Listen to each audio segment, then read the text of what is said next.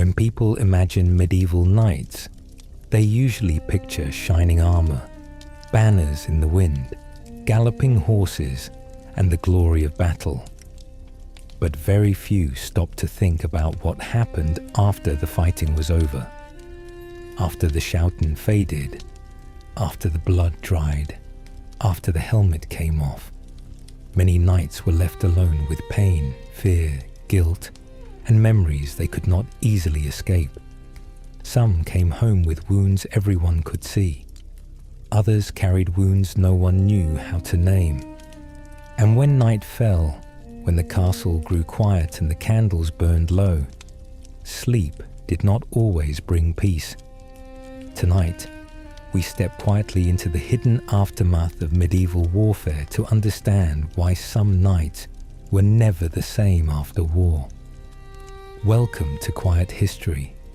Settle in, get comfortable, and let your mind drift back into the candlelit world of medieval nights, restless nights, and the quiet burden carried long after battle ended. Before the armor was removed, before the castle gates swung open, before the first fire of home was lit, there was the road. And the road, in the weeks following a medieval military campaign, was a place that history has largely forgotten to examine. Not the road of advance, loud with the clatter of iron and the shouting of marshals, but the road of return, grey, churned, emptying, carrying men back toward lives that no longer quite fit the shapes they had left behind. This is where the documentary begins. Not on the battlefield, not in the moment of violence, but in the long, cold, disorienting passage that followed it, the weeks of travel through a landscape that had absorbed the passage of armies and not yet recovered, along roads that bore the evidence of what had moved through them without offering any explanation of what it meant. The roads of late medieval Europe in the aftermath of campaign were not the roads of peacetime. They were something else entirely. Surfaces transformed by the passage of thousands of boots and iron-shod hooves into churned grey mud that froze at night and softened again by midday. Their original surfaces obliterated beneath ruts that ran deep enough to swallow a wheel to its axle. By the time the armies had dissolved and the last stragglers had passed through, these roads held the record of passage in their texture. Compressed, torn, layered with the evidence of weight and movement and the particular violence that large bodies of men in motion inflict upon the earth beneath them. In the weeks following a campaign's end, those roads fell quiet. The silence that settled over them was not the silence of peace. It was the silence of aftermath, which is a different quality entirely. It was the silence of a space that had recently held enormous noise and now held its absence, the way a great hall holds the echo of a feast long after the guests have gone. Crows occupied the bare upper branches of the trees, lining the road on both sides, their trunks dark with rain, their canopies stripped to a web of black branches against a pewter sky. The birds did not call. They simply occupied the branches with the patient, indifferent attention of creatures that had learned to follow armies and wait.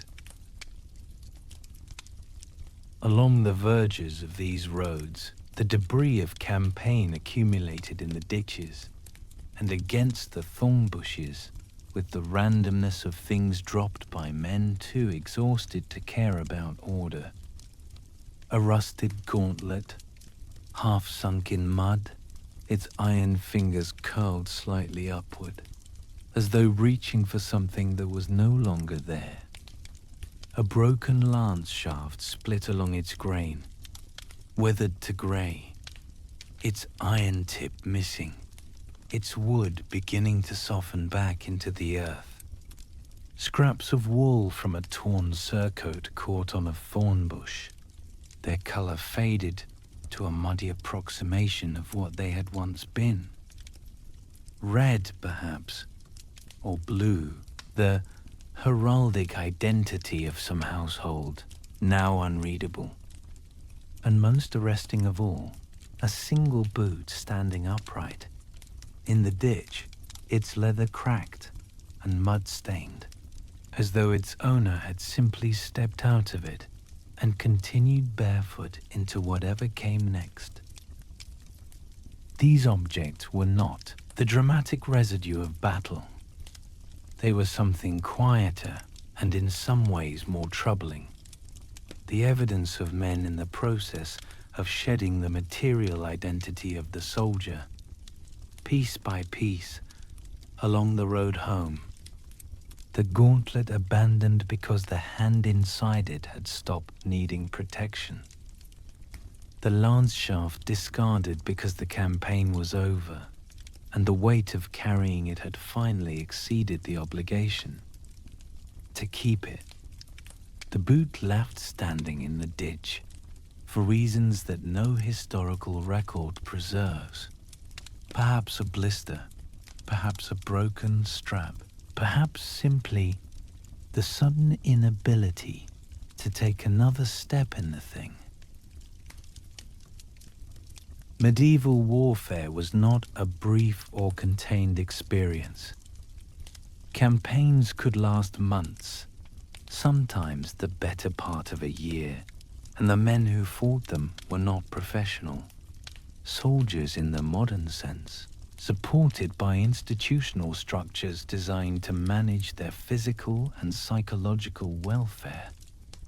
They were men drawn from a rigid social order in which the obligation to fight was inseparable from identity, from faith, from the entire architecture of meaning that organized their world. As Richard Kuiper, a medieval historian at the University of Rochester, has noted, knights were usually born into their elite and noble order, trained from a young age to think of themselves as warriors who fought in the name of Christianity. The sword and the cross were not separate symbols in their world.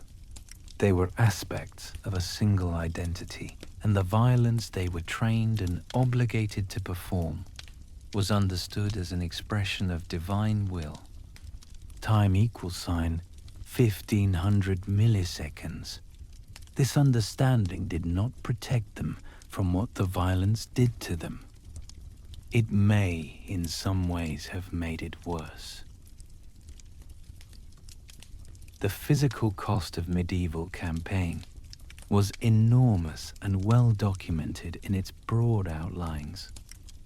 Men marched distances that modern soldiers would find extraordinary, carrying equipment of considerable weight on rations that were often inadequate and frequently contaminated.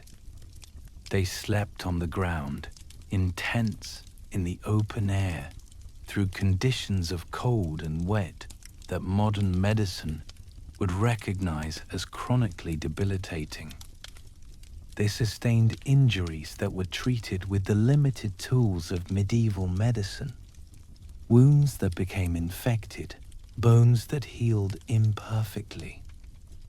Bones that healed imperfectly. The accumulated damage of repeated physical trauma that left the body permanently altered. By the time a knight reached the road home, he was carrying months of physical depletion in his body, in the hollows beneath his eyes, in the hollows beneath his eyes, in the looseness of his clothing, where muscle had been consumed by exertion and insufficient food, in the particular way he moved, carefully, as though the ground beneath him could not quite be trusted. But the physical cost, as extensive as it was only part of what the road home carried. Thomas Hebel Holm, a medieval historian at the University of Copenhagen, has argued that it is a mistake to regard medieval knights as brutal and mindless thugs who simply wallowed in warfare, that they were, in fact, humans who likely felt the full impact of what their work required of them. The evidence for this, scattered across chronicles, confessional records, and the literature of chivalry, suggests a population of men who returned from campaign carrying something that had no name in their world, no institutional framework for its recognition, and no sanctioned language for its expression. What they carried was the interior residue of months of violence, not just the violence they had witnessed, but the violence they had performed. The chivalric code that governed their identity and their behavior was explicit about the obligation to fight and largely silent about the cost of fighting. It provided extensive guidance on how to conduct oneself in battle, with courage, with honor, with the proper expression of martial virtue, and almost no guidance on what to do with the interior experience of having done so. The code demanded composure, demanded the performance of strength, demanded that the experience of fear and horror and grief be suppressed beneath the surface of the warrior identity. And so it was suppressed, driven inward, where it accumulated without outlet, without acknowledgement, without the relief of being named. The road home was where this suppression began to strain, away from the immediate demands of campaign, away from the structure of military hierarchy and the constant pressure of collective action. The individual man was left alone with the interior world he had been too busy to attend to. For months, the road gave him time, and time, in the aftermath of violence, was not a gift. It was an exposure. Rain fell intermittently along these roads, softly, softly, without drama, the grey, persistent rain of northern European autumn that did not announce itself with thunder, but simply arrived and remained, soaking into wool and leather, into the mud of the road, into the bare earth of the verges, where the debris of campaign lay slowly dissolving. The fog that gathered in the low places between hills did not lift by midday, but simply thinned slightly, allowing the road ahead to become visible for a few hundred yards before disappearing again into grey. There was no horizon on these roads, only the next bend, the next stand of bare trees, the next stretch of churned mud, leading forward into more of the same. This quality of the landscape, its refusal to resolve, its persistence in offering more of itself without destination, was not incidental to the experience of return. It was, in some sense, the landscape's most accurate expression of what the men moving through it were experiencing. The road did not lead toward resolution. It led toward home, which was a different thing, a place that had continued existing in the absence, of the men who were now returning to it, a place that had its own rhythms and its own demands and its own expectations of who these men were supposed to be. The figure moving along this road, lean, hollow-eyed, his wool cloak dark with rain, his boots caked with the mud of 100 miles of autumn road, was not the man who had left. He carried the same name, the same face, the same obligations of rank and faith and family. But the interior architecture of that man had been altered by what he had experienced in ways that his world had no language to describe and no institution to address. He was returning to a life that expected him to resume his former shape. And the road home was the space in which he first began to understand, without being able to articulate it, that the former shape might no longer be available to him. The crows watched from the bare branches. The rain continued, soft and grey and without drama. The road stretched forward into fog, its ruts frozen at the edges and soft at the center, its verges holding the scattered evidence of what had passed through. And the man on the road walked on, because walking on was the only thing the road offered, and because stopping in the middle of that grey and silent landscape, with no destination visible and no language for what he was carrying, was not yet something he knew how to do. This documentary is about what happened next.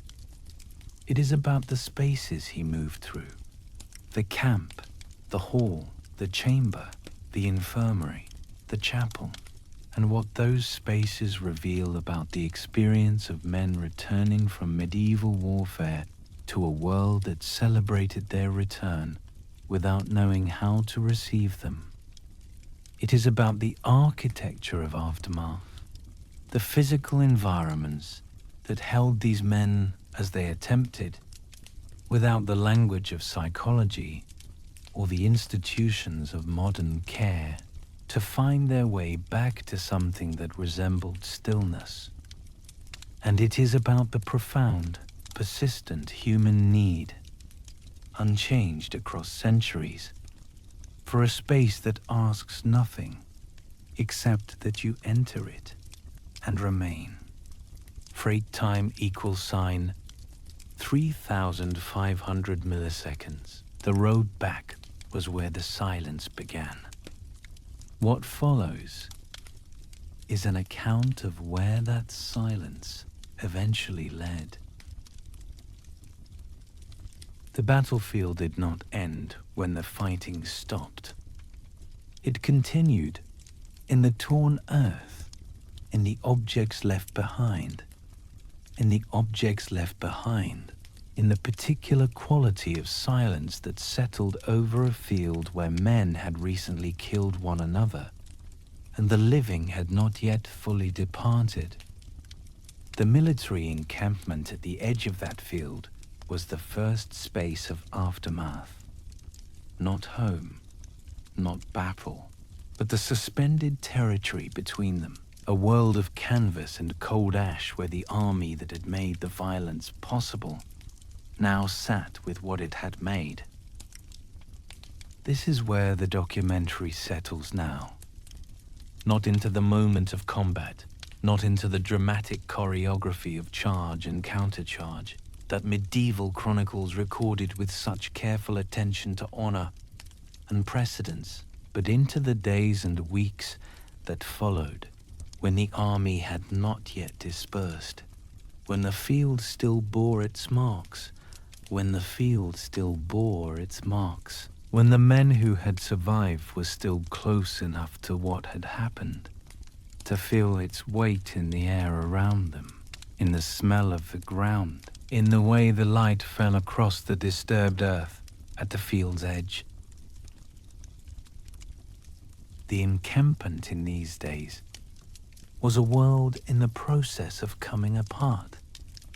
What had been, during the campaign's active phase, a functioning organism of military logistics, tents pitched in ordered rows, fire pits maintained at regular intervals,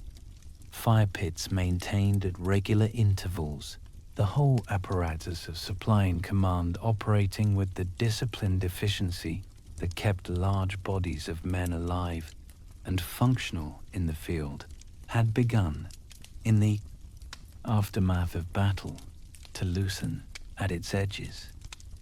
The discipline that held it together was a discipline of purpose, and purpose had been achieved or abandoned, or simply exhausted, and without it the camp began to sag and drift like a sail when the wind drops. Tents sagged under the weight of recent rain, their canvas darkened to the color of wet bark, their guy ropes slack where the stakes had been driven into ground that the autumn wet had softened. The entrance flaps of many tents hung open to the grey morning light, not because their occupants had left, but because the act of closing them required an attention to the exterior world that many of the men inside had temporarily lost the capacity to perform. The camp presented itself to the morning as a series of open mouths, dark interiors visible beyond the hanging canvas, the smell of damp wool and unwashed bodies, and cold iron drifting out into the chill air.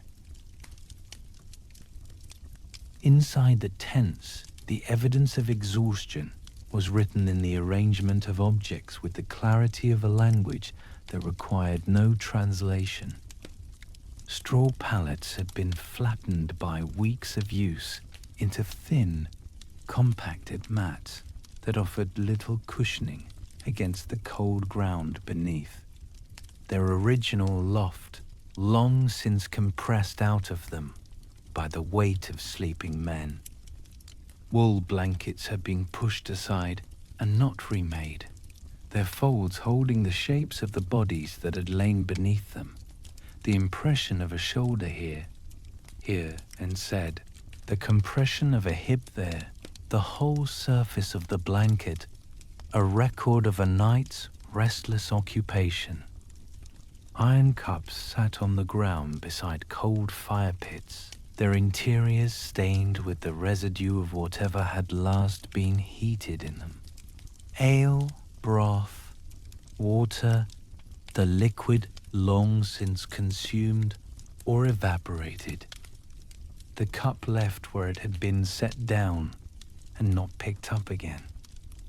A whetstone rested beside a scabbard that held no sword, the two objects together, suggesting a task begun and abandoned. The sword removed for sharpening, the sharpening never completed, the sword now elsewhere or simply gone. These objects told a story that no chronicle recorded. Chronicles attended to the movements of armies, to the decisions of commanders, to the outcomes of engagements, measured in territory gained and enemies defeated. They did not attend to the iron cup left on the ground, beside a cold fire pit, to the blanket pushed aside and not remade, to the whetstone beside the empty scabbard. And yet these objects, in their arrangement and their abandonment, spoke with a precision that the chronicle's language of honor and martial virtue could not approach. They spoke of men who had stopped caring about order, who had retreated from the management of the exterior world into some interior space where the cup and the blanket and the whetstone simply ceased to matter. The fire pits at the center of the camp were the documentary's deepest focus in this environment. They were wide, shallow depressions in the earth, ringed with scorched stones blackened by weeks of use, their surfaces worn smooth by the heat of repeated fires. Now they held only grey ash, the collapsed residue of wood that had burned through the night and not been replenished at dawn. Break. Time equals sign. 900 milliseconds. The ash was wet from rain. Its surface darkened and heavy. Its structure collapsed inward so that it no longer held the shape of the logs that had produced it, but had become a uniform grey mass, featureless and still. At the center of the deepest pits, if one held a hand close without touching, there was still faint warmth. The last heat of a fire that had burned for hours, radiating upward through the wet ash in a thin, barely perceptible emanation that would be gone by midday. The fire pit in the aftermath of a medieval military encampment was not merely a practical object. It was the social center of the camp's life, the place where men gathered in the evenings, where food was prepared and shared, where the collective warmth of proximity offered some mitigation of the cold and the dark, and the particular loneliness of being far from home in a dangerous place. The fire was the camp's hearth, its domestic center, the thing that organized the space around it and gave it the quality of a temporary home. And the cold ash of the morning after fire pit was the precise visual expression of what happened when that organizing principle was removed. When the fire went out and was not relit, when the men who had gathered around it dispersed into their tents or simply sat apart, staring at the grey field beyond the camp's edge, and did not come back. Beyond the camp's edge, visible through the gap between tent rows, the battlefield itself extended into the grey morning. It was not a dramatic landscape. It was a wide, dark field of disturbed earth, its surface irregular and torn, the grass gone, the soil churned to a dark brown that the November rain had deepened to near black. The irregularity of the surface was not random, but patterned in the way that violence patterns things. The ground torn in the places where men had struggled and fallen, compressed in the places where they had stood and held. The whole surface of the field bearing the record of what had moved across it, with the fidelity of wax to a seal. The field was empty now of the living. What remained had been dealt with in the days following the engagement, the dead buried or burned, according to the customs and resources available. The wounded moved to whatever care the camp's surgeons and the nearest monastery could provide. But the field itself retained its character, and that character was legible to anyone who looked at it with attention. It was a field that had been used for something other than growing, and the evidence of that use was written in its surface, with a permanence that the coming winter would slowly, imperfectly erase. The men in the camp looked at this field, not constantly, not with the focused attention of men studying a problem, but in the way that the eye returns involuntarily to something it cannot fully process. A glance, a longer look, a turning away, and then the glance again. The field was there, at the edge of the camp's vision, in the gap between tent rows, and it did not go away. It was the most honest object in the landscape, more honest than the tents, more honest than the fire pits, more honest than the objects left on the ground inside the tents.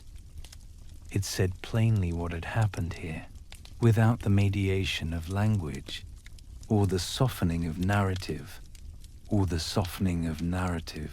and the men who had made it what it was now lived beside it, in the particular discomfort of proximity to a truth that could not be argued with.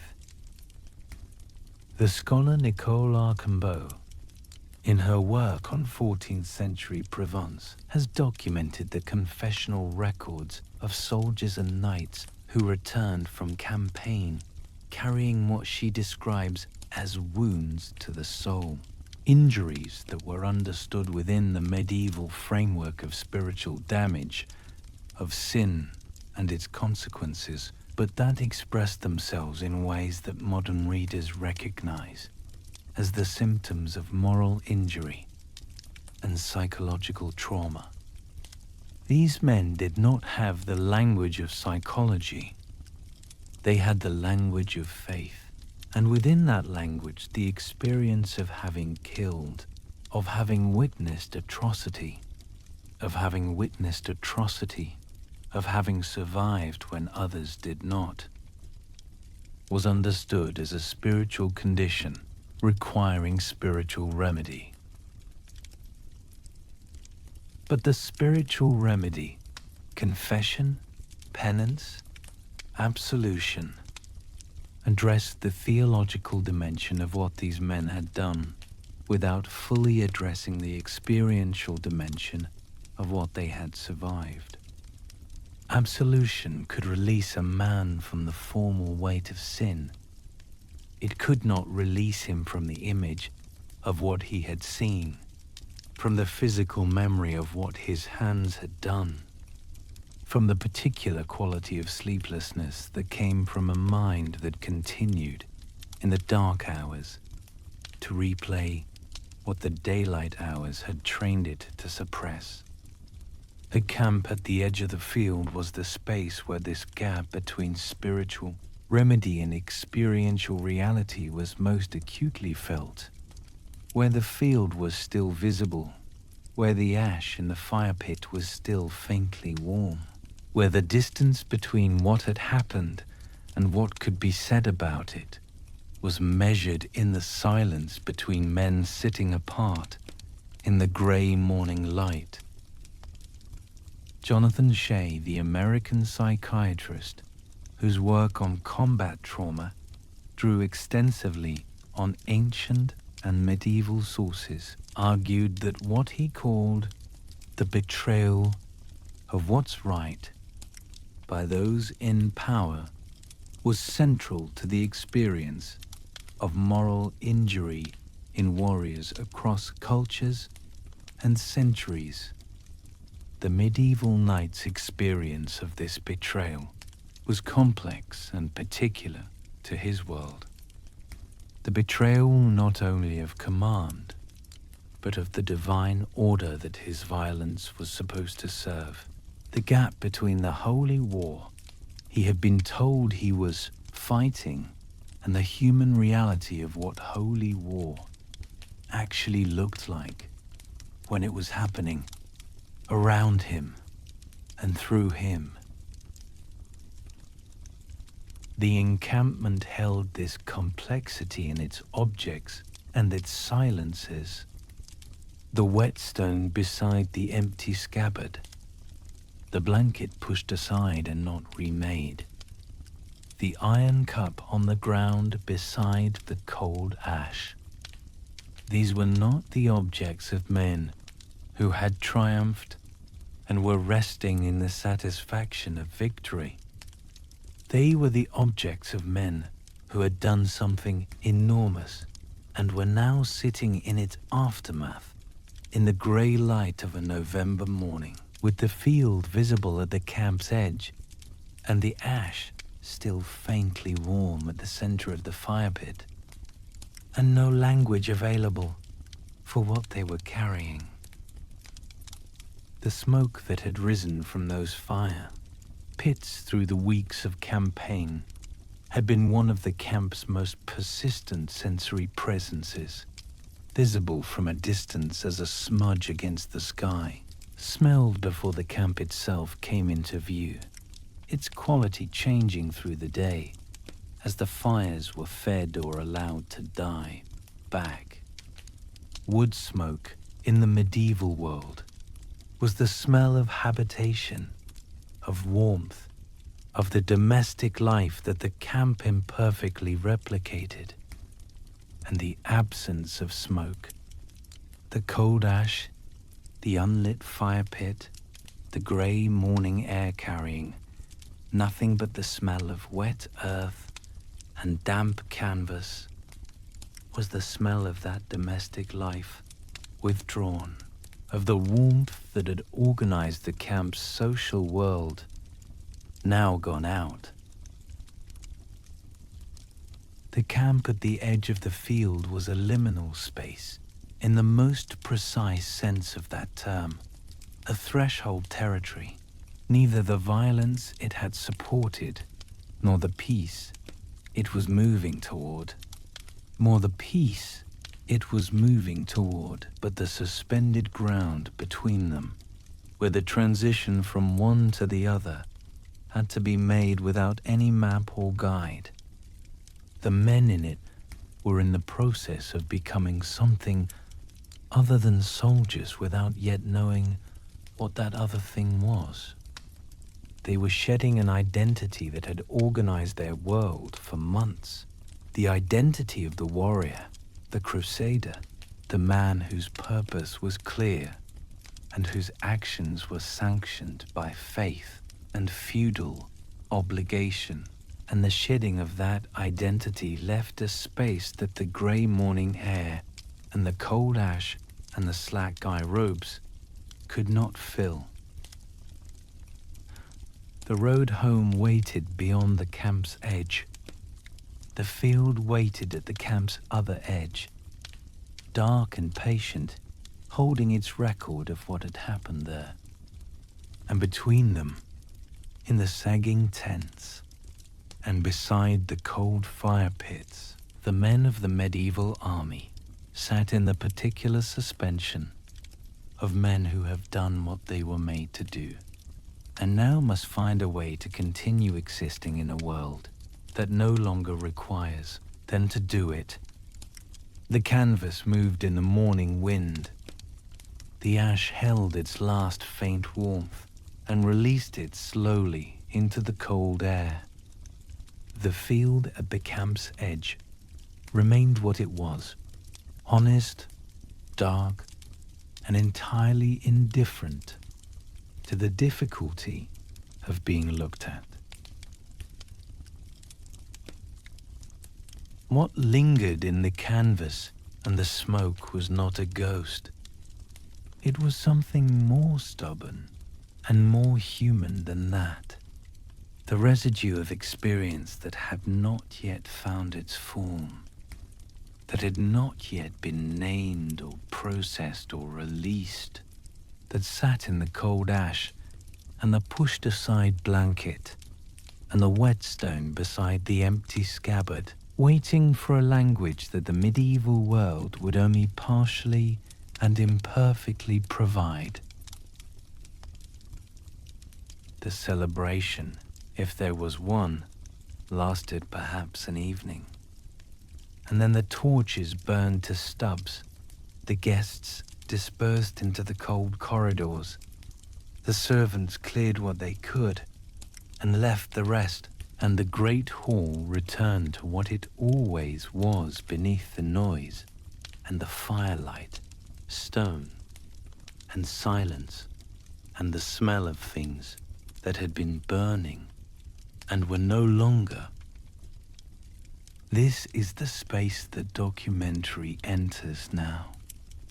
Not the feast itself, not the moment of official celebration, the raising of cups, the performance of triumphant return, but the morning after and the morning after that, When the hall stands empty in a particular way, that large spaces become empty after they have briefly held warmth and noise and then released it. The emptiness of the great hall in these days is not the neutral emptiness of a room that has never been occupied. It is the charged emptiness of a space that remembers what it held and now holds its absence.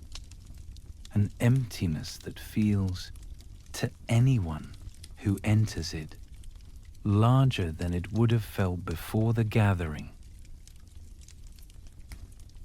The great hall of a medieval castle was the architectural center of feudal identity. It was the space in which lordship was performed and witnessed, where the lord sat at the high table elevated above his household, where the hierarchy of the feudal order was made visible in the arrangement of bodies around the long trestle tables, where the rituals of eating and drinking together enacted meal by meal. By meal, the social bonds that held the castle's world together. It was a space of display, of power, of the careful management of appearance, a room designed not for private experience, but for public performance, for the expression of identity through the medium of collective ceremony. In the days following a lord's return from campaign, the hall was expected to perform its most significant function, to receive the returning warrior and transform his returning warrior and transform his return into a narrative of triumph, to use the ritual apparatus of the feast to declare that the violence was over, that the Lord was home, that the household was whole again, and the feudal order restored. The feast was the official language of homecoming, the medium through which the castle's world said what it needed to say about what had happened and what it meant. But the feast ended, and what it left behind spoke a different language entirely. The long trestle tables had been pushed to the sides of the hall, but not fully cleared. The servants had done what they could in the hours after the guests dispersed, but the hall was large, and the hour was late, and the work was not finished. Wooden trenchers remained on the tables, their contents dried and hardened, the remnants of a meal that had been abundant and was now reduced to the stiff, darkened residue of meat and bread that the cold air of the hall had worked on through the night. A pewter cup lay on its side near the end of one table, its interior stained with the dark ring of wine drunk hours ago. A heel of bread sat at the table's edge, gone stiff, its cut surface dried to a pale grey. These objects, the trencher, the cup, the bread, were not dramatic. They were the ordinary residue of a meal, the kind of debris that any feast produces. But in the emptied hall, in the cold grey light of the morning, after they acquired a quality that they would not have had in the midst of the feast, they became evidence, the physical record of a celebration that had happened and was now definitively over. The rushes on the floor had been trampled through the evening into a compressed, stained mat, their original freshness long since gone, their surface mixed with the debris of the meal. Scattered herbs that had been strewn for fragrance and were now ground into the rushes by the passage of feet, a dropped knife with a bone handle lying at an angle. Near the hearth, the gnawed bones of a joint pushed to the edge of the rush mat, where a dog had dragged them and left them. The rushes held the smell of the feast in their compressed fibers, the smell of food and tallow and wine, and the particular animal warmth of many bodies in an enclosed space. But the warmth that had produced that smell was gone, and what remained was a cold version of it. The smell of the feast preserved in the cold air of the morning after hall, like a record of something that could not be recovered. The torches in their iron brackets had burned to stubs. During the feast, they would have blazed at intervals along the walls, their light filling the hall with the warm,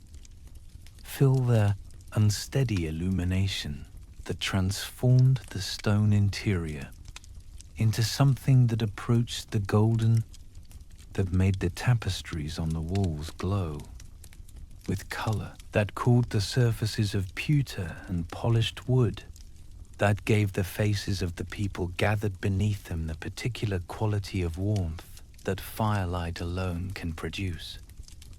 Now the torches were cold and dark, their iron brackets holding the blackened stubs of what had burned, the walls around them smudged with the soot of hours of combustion. The smell of extinguished torches, that specific acrid smell of burned pitch and charred wood, and the particular quality of smoke that lingers after a flame is put out, hung in the cold air of the hall with a persistence that the morning had not yet dispersed. The hall was lit now only by two sources. The first was the grey daylight entering through the high narrow windows, thin blades of pale light that fell at steep angles across the stone floor, illuminating the dust that moved in the air with the slow, indifferent drift of particles that have been disturbed and not yet settled. The windows were set high in the wall, their apertures narrow designed, more for defense than for the admission of light, and the light they admitted was the grudging, insufficient light of a November morning, enough to see by, not enough to warm, not enough to reach the upper reaches of the vaulted ceiling, which disappeared into shadow above the level where the torchlight had once reached. The second source was the single hearth fire burning low at the far end of the hall, its light red and wavering, barely reaching the middle of the room. Its warmth absorbed by the stone before it could travel far enough to matter. The fire had not been built up since the feast ended. It was burning on what remained of last night's logs, their surfaces reduced to a deep red glow that would be ash by midday if no one attended to it. The stone walls of the great hall were hung with tapestries, hunting scenes in faded greens and browns, heraldic emblems worked in wool that had once been vivid and was now muted by years of smoke and damp, a fragment of a religious scene at the hall's far end, its figures barely distinguishable in the dim light. In the light of the feast, these tapestries would have served their purpose, softening the stone, adding color and warmth, as there, providing the visual evidence of wealth and cultivation that the Lord's Hall was designed to project. In the cold grey light of the morning after, they appeared dark and flat, their colors reduced to approximations of themselves, their figures retreating into the dim background of the weave. They decorated the walls without illuminating them, covered the stone without warming it, performed their function of display without the light necessary to make the display legible. The great hall in these days was a space that had failed at its primary task. It had done what it was designed to do. It had hosted the feast, had provided the stage for the performance of triumphant return, had given the castle's world the ceremony it needed to declare that the Lord was home, and the order was restored.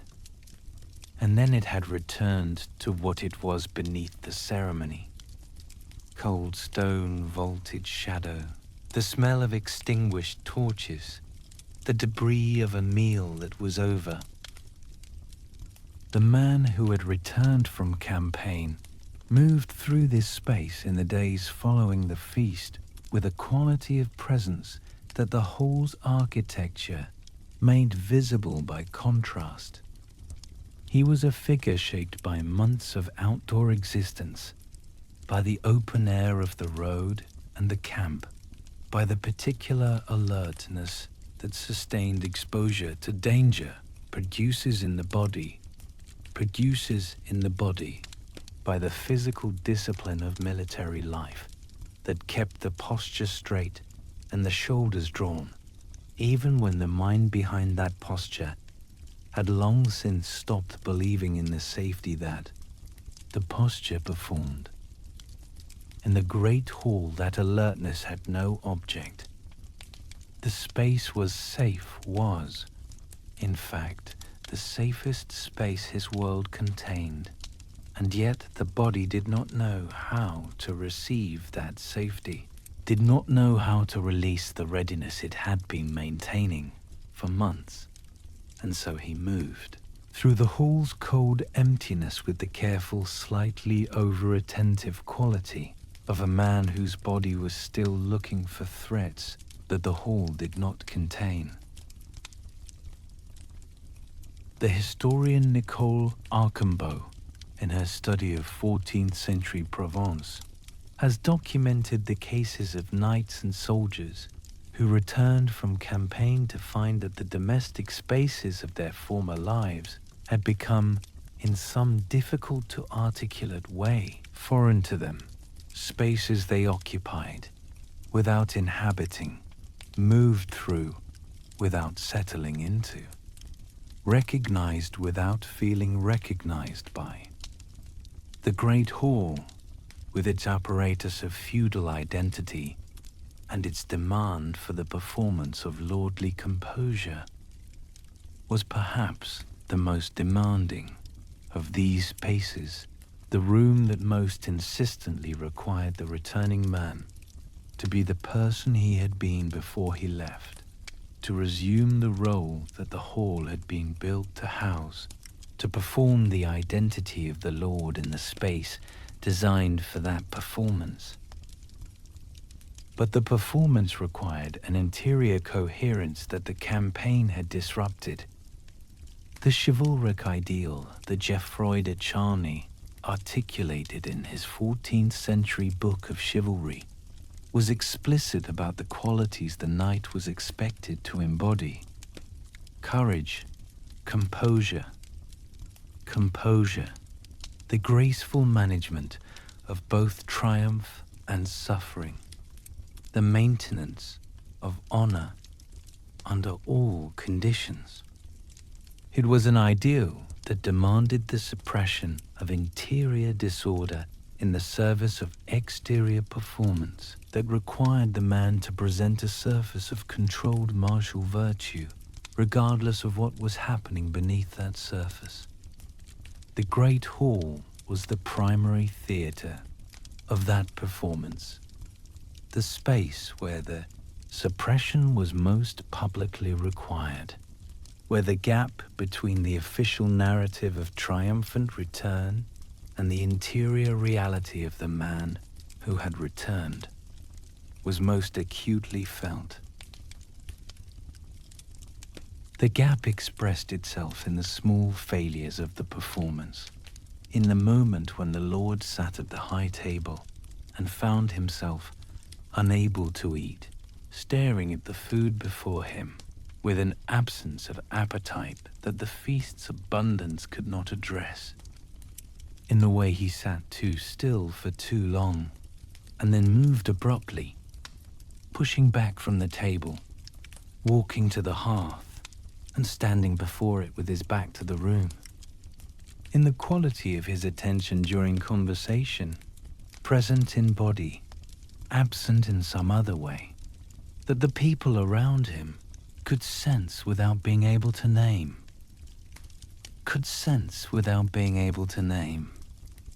Jean de Joinville, the 13th century chronicler who accompanied Louis IX on the Seventh Crusade, recorded in his memoirs the particular quality of psychological dislocation that followed the catastrophic defeat at the Battle of Al-Mansura in 1250.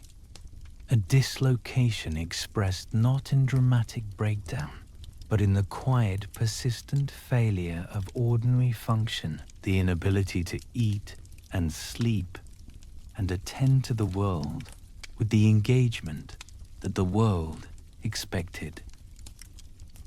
The great hall held these failures in its stone and its silence, without comment. The walls did not respond to the man who pressed his back against them in the cold hours before dawn, seeking the solidity of stone as a substitute for the steadiness he could not find within himself. The hearth fire burned low and did not offer warmth enough to matter. The tapestries hung dark, and the tapestries hung dark, flat against the wall, their hunting scenes and heraldic emblems performing their decorative function without illumination. The hall was indifferent, not cruelly indifferent, but constitutionally so, in the way that stone is indifferent, in the way that a space designed for public performance is indifferent to the private experience of the person performing within it. And yet the hall's indifference was, in its own way, a form of accommodation. It asked nothing of the man who moved through it in the cold grey light of the morning after the feast, asked nothing except that he continue to occupy it, continue to move through its vaulted space, continue to be present in the room that his rank and his obligations required him to inhabit. The stone did not demand explanation.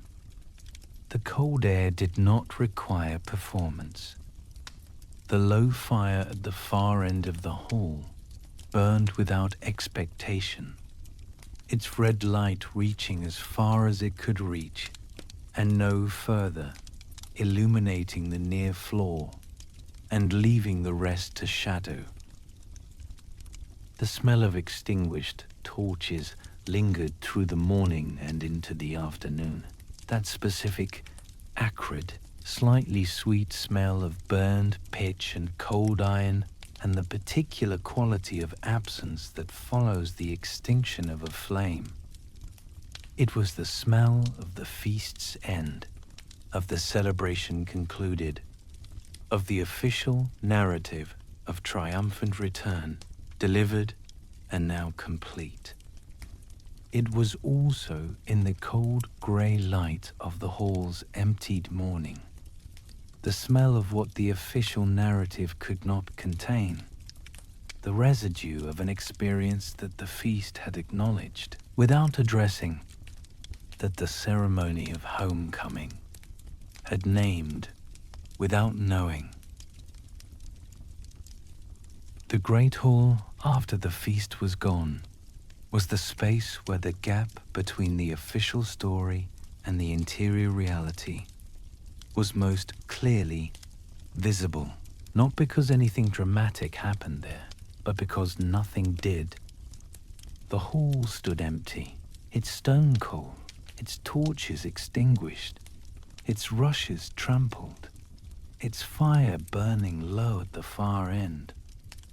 The man who had returned from campaign moved through it, or sat in it, or stood before its hearth in the grey morning light, and the hall held him in its indifferent stone embrace, solid, cold, enduring, asking nothing, offering nothing except the fact of its continued existence, which was in the aftermath of a campaign that had offered no such certainty.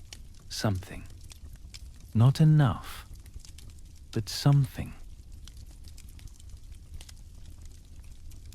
The torches would be relit when evening came. The rushes would eventually be changed. The trenches would be cleared and the tables reset, and the hall would perform its function again, as it had always performed it, as it would continue to perform it long after the man who moved through it now had found some other space in which to carry what the hall could not hold. The stone endured. The silence endured. And in the space between the extinguished torches and the low fire at the far end of the hall, the distance between what had happened and what could be said about it remained patient between themselves, cold and entirely real. Sleep, in the medieval understanding of the human body, was not merely rest.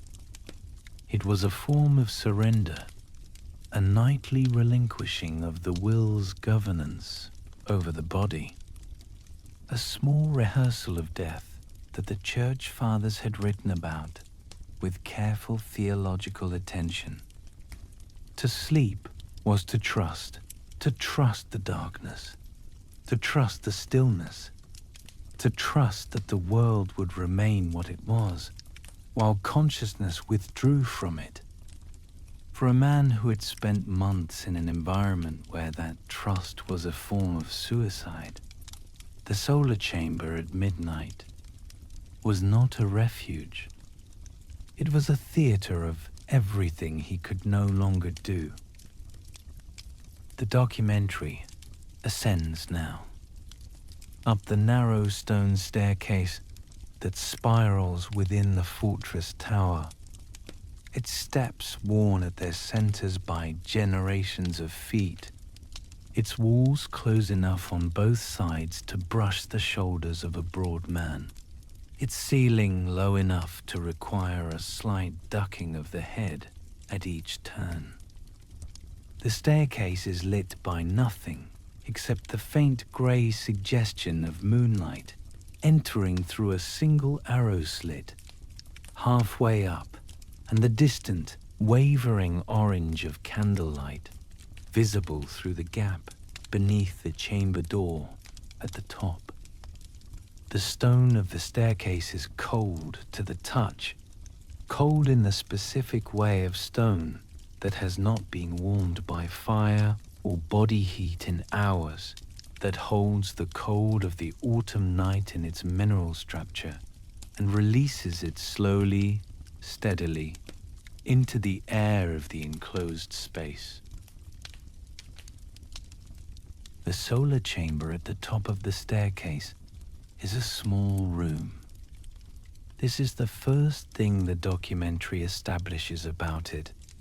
Its smallness, its intimacy, the way the low-vaulted ceiling presses down toward the occupant with a closeness that is not quite oppressive, but is never quite comfortable.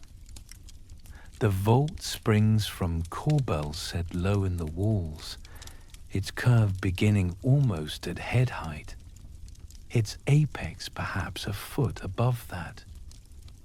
A ceiling that a tall man could touch without fully extending his arm, that makes the room feel simultaneously sheltered and constrained.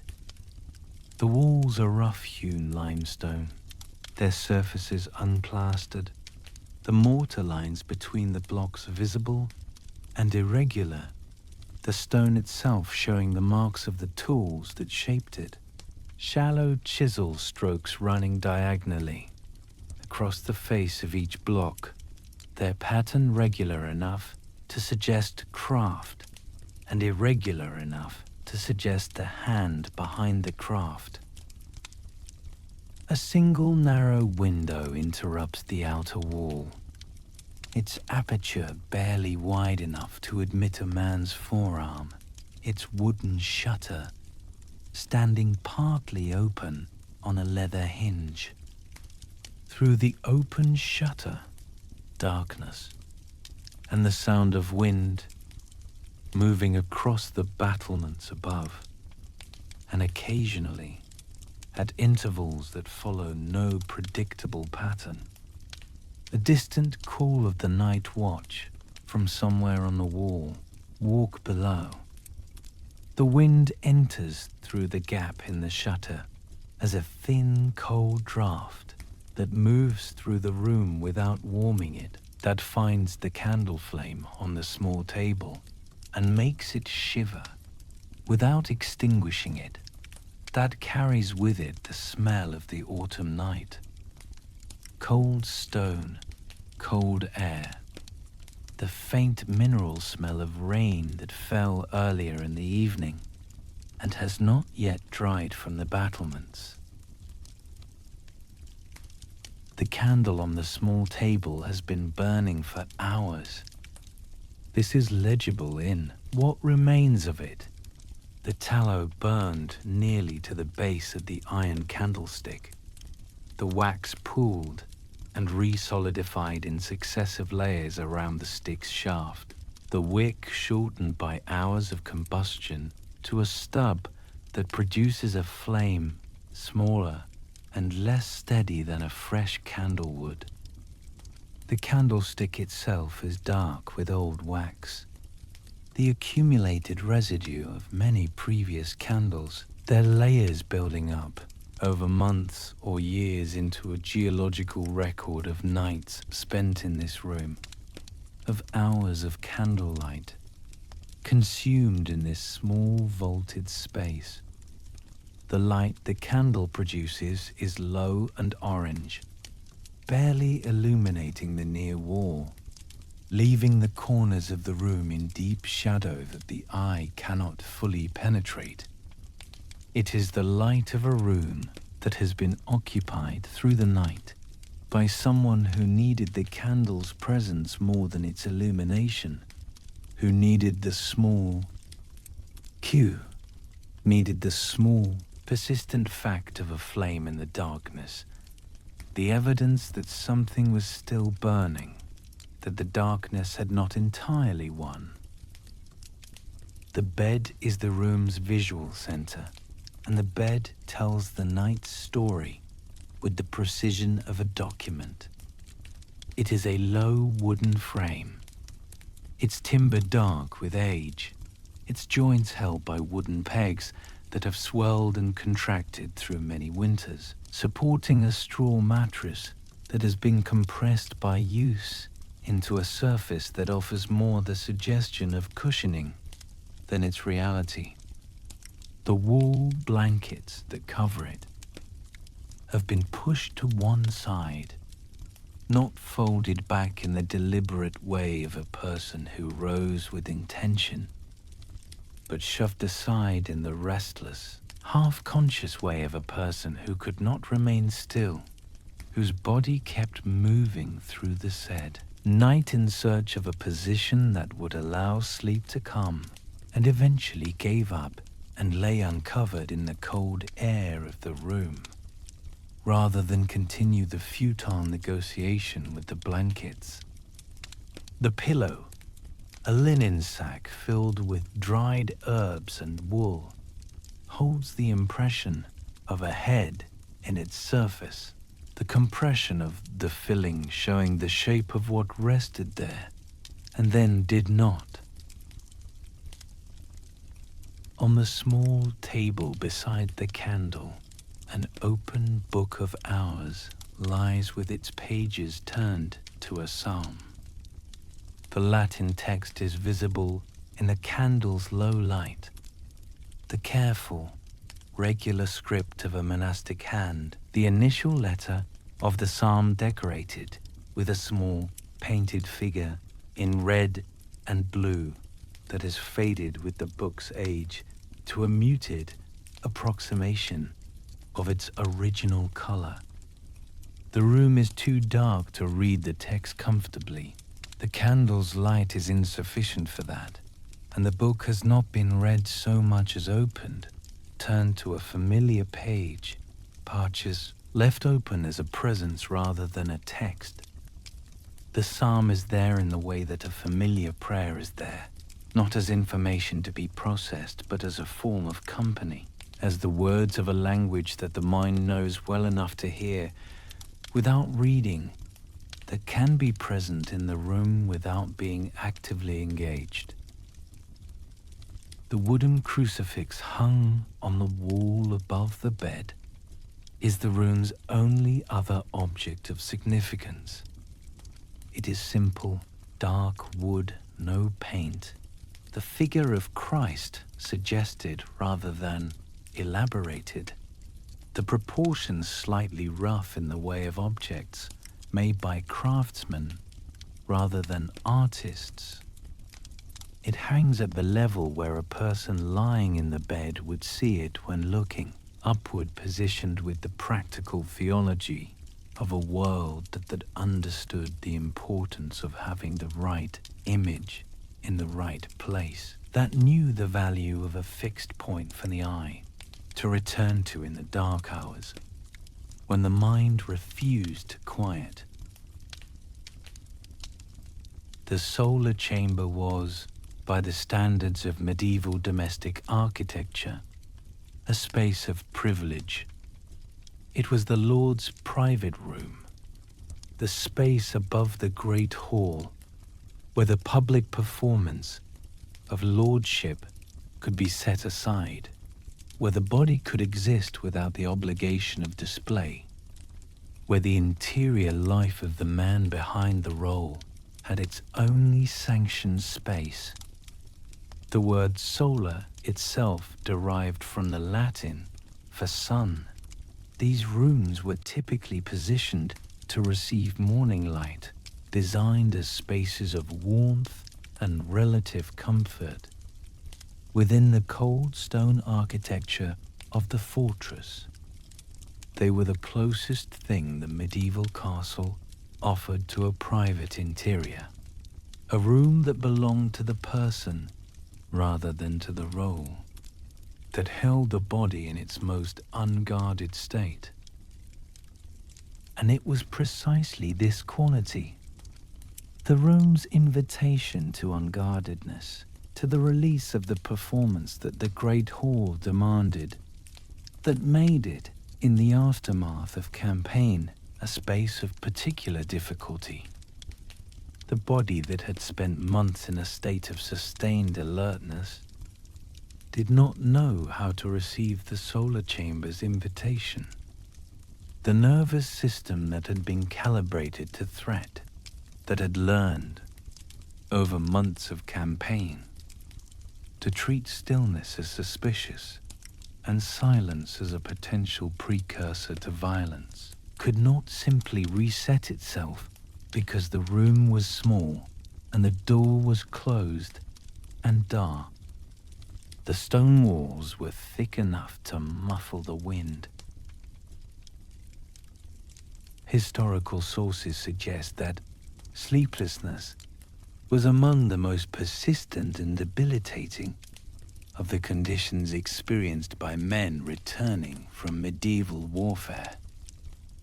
The chronicles and confessional records examined by scholars like Nicole Archambault describe men who could not sleep, who woke repeatedly through the night, who lay in the dark hours with a quality of wakefulness that was not the productive wakefulness of a mind engaged with a problem, but the exhausted, involuntary wakefulness of a mind that could not stop.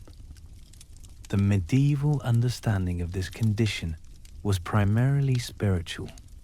Sleeplessness was associated with an unquiet conscience, with the weight of unconfessed sin, with the particular torment that the Church described as akidia, the spiritual dryness and restlessness that afflicted those whose relationship with God had been disrupted.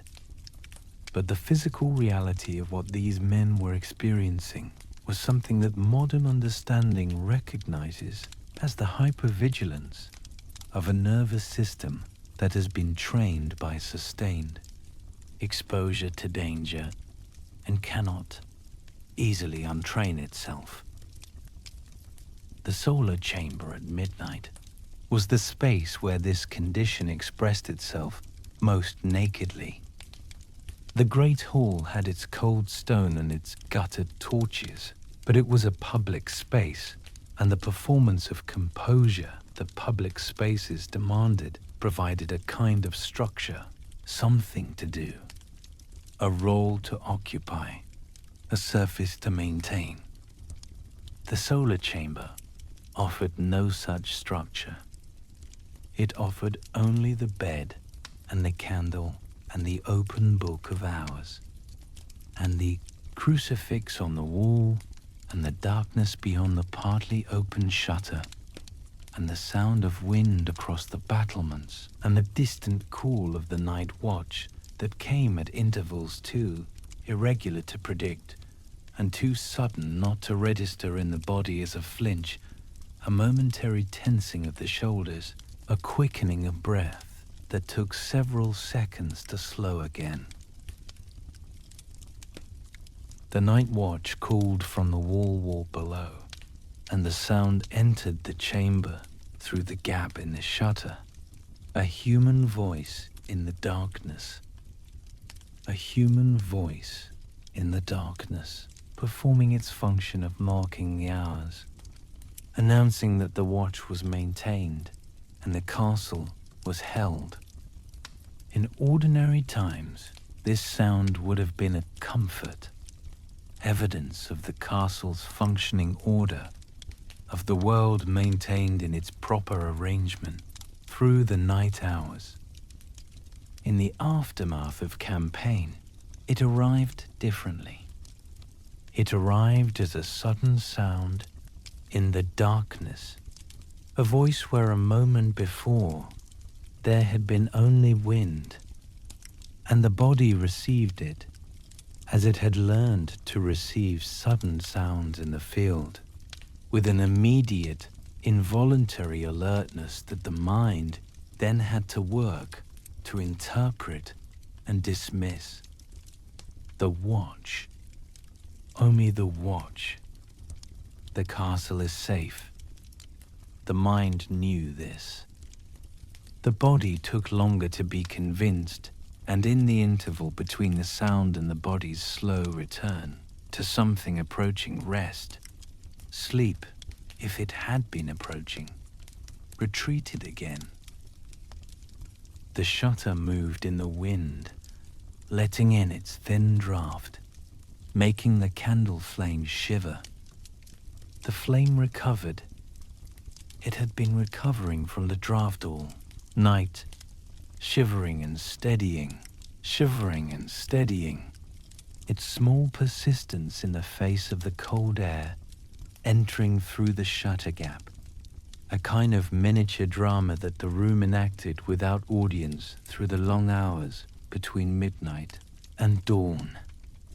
The wax pooled around the base of the wick and was consumed, the candle shortening imperceptibly through the hours, its light growing marginally dimmer as the wick shortened and the flame reduced. By the time the first grey suggestion of dawn began to lighten the darkness beyond the shutter, the candle would be at its end, its light nearly gone, its tallow nearly consumed, the iron candlestick holding only a thin stub of wax and a wick that would gutter out within the hour. The straw mattress was hard beneath its covering.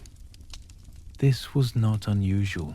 Medieval mattresses were not designed for the kind of deep, sustained comfort that modern understanding associates with sleep, and the straw filling compressed quickly under use, its original resilience flattened into a surface that was merely softer than the wooden frame beneath it.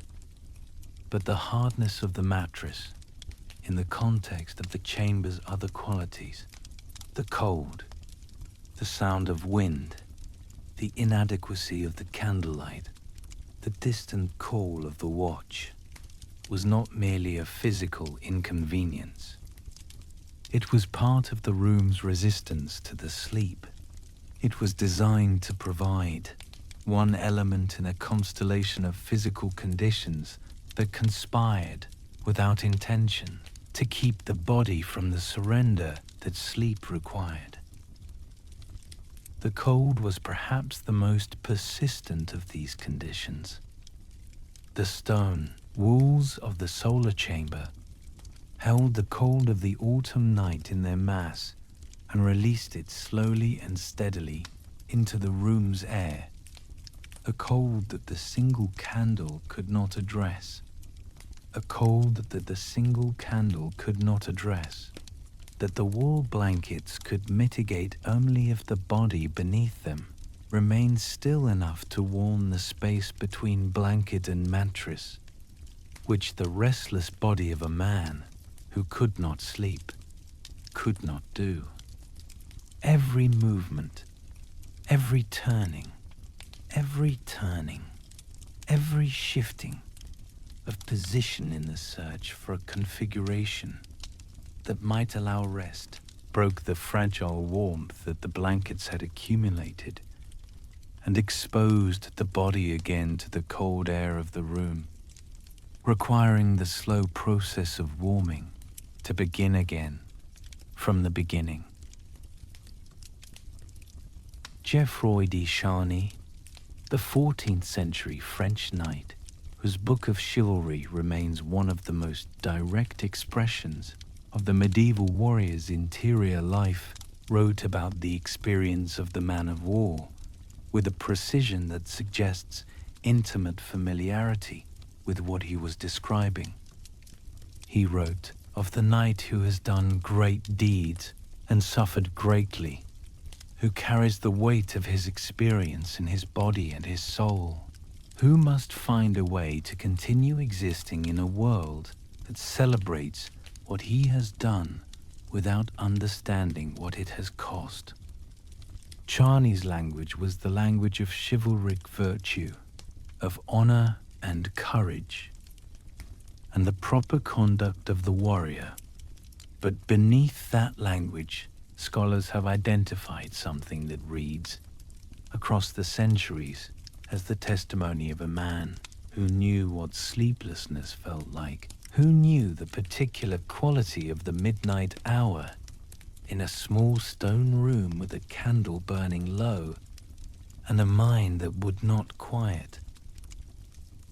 The Book of Hours lay open on the small table, its psalm visible in the candle's diminishing light. The Peace Psalms were the medieval world's most intimate spiritual technology. Poems of extremity, of suffering and abandonment, and the desperate, persistent appeal to a God who sometimes seemed not to answer. Psalm 22 began with the words that Christ himself had spoken from the cross, the cry of desolation, the question of abandonment, and moved through suffering toward a tentative, hard-won affirmation of divine presence. The Psalms did not promise that suffering would end.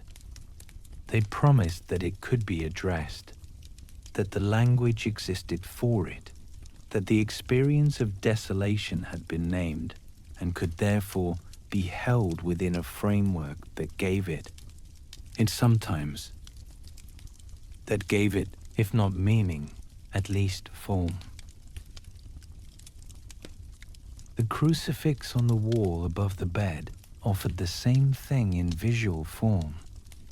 The figure of Christ on the cross was, in the medieval theological imagination, the supreme image of suffering, endured and transformed, not eliminated, not explained, but held within a narrative that gave it purpose. For the night, lying awake in the solar chamber, at midnight, the crucifix was not an abstraction. It was a fixed point in the darkness, something to look at when the mind would not quiet, something that had been looked at by the people who occupied this room before him and would be looked at by the people who occupied it after, something that endured through the night hours with the same patient persistence as the candle flame and the stone walls and the sound of wind across the battlements. The night watch called again. From the walk below, the shutter moved in the wind. The candle flame shivered and recovered.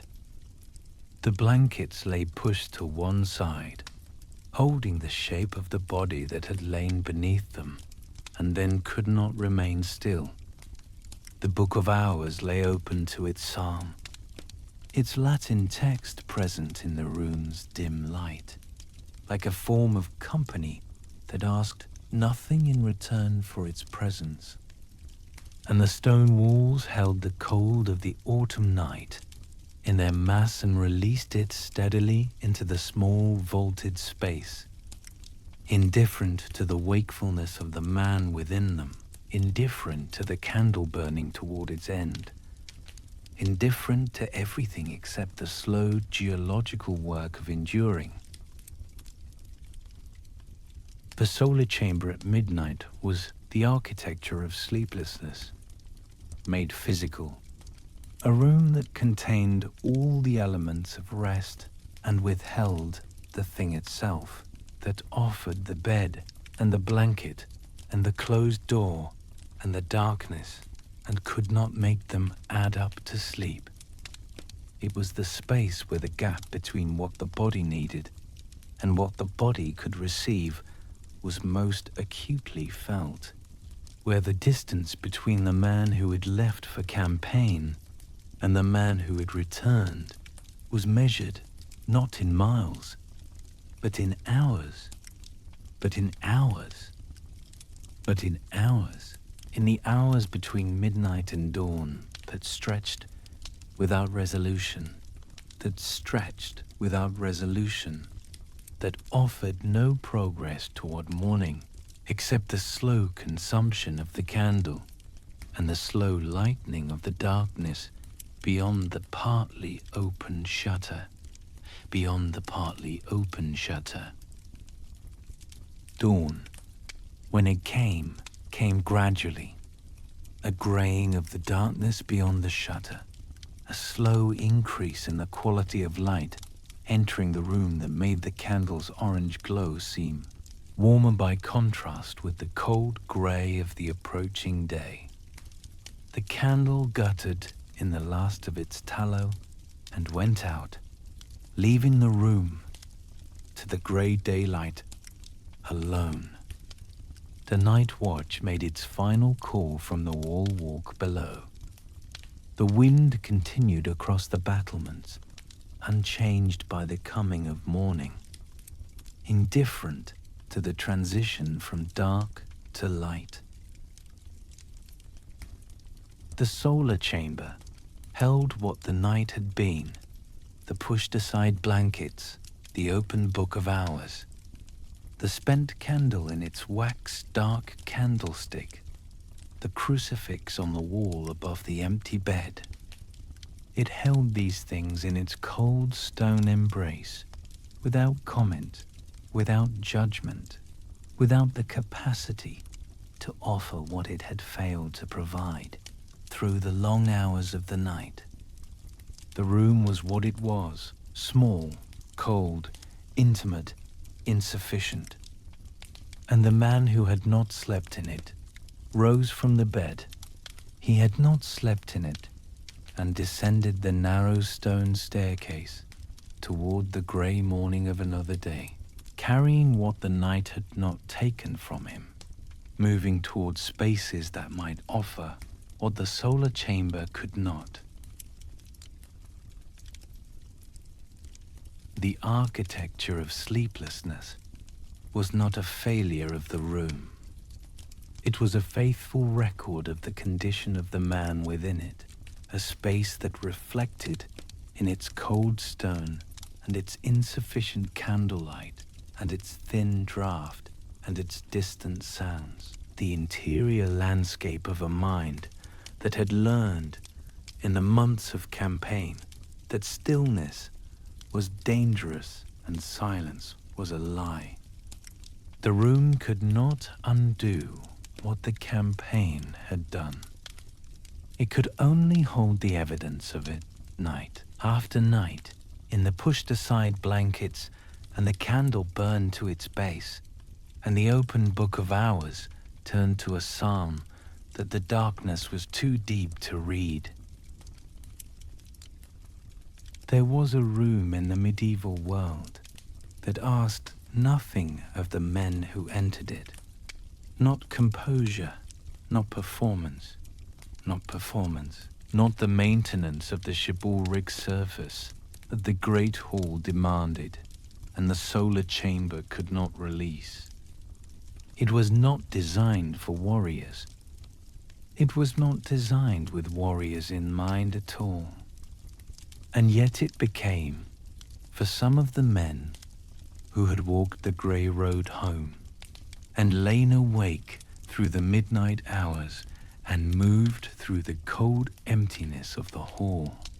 After the feast, the cold is already setting in, the closest thing their world offered to a space of genuine rest. The Benedictine monastery infirmary was a long, low-ceilinged room, its proportions horizontal rather than vertical, its ceiling pressing down with a gentle insistence that was the opposite of the great hall's vaulted aspiration. Where the hall reached upward into shadow, the infirmary stayed close to the ground, close to the bodies it contained, its architecture organized around the practical reality of human physical need, rather than the symbolic expression of power or piety. The whitewashed stone walls reflected what light there was with a pale, even generosity. The lime wash applied in successive coats over the years until the wall's surface was smooth and slightly luminous, holding the candlelight and the grey daylight from the high windows in a way that the rough limestone of the castle's interior could not. The whiteness of those walls was not incidental. Break. Time equal sign 900 milliseconds. In a world of dark stone and smoke-stained plaster. In smoke-stained plaster, off tapestries faded to muted approximations of their original colors, and torchlight that warmed without illuminating. The whitewashed infirmary walls represented a deliberate choice, a choice that the monastic tradition understood, even without the language of psychology, as significant to the experience of the sick and the suffering. White walls reflected light rather than absorbing it. They made the room brighter than its windows alone could account for. They created an environment that was, by the standards of the medieval interior, unusually open and clear. A space in which the eye could rest without effort, in which the visual field was not crowded with the dark complexity of carved stone and faded textile and the accumulated visual weight of centuries of habitation.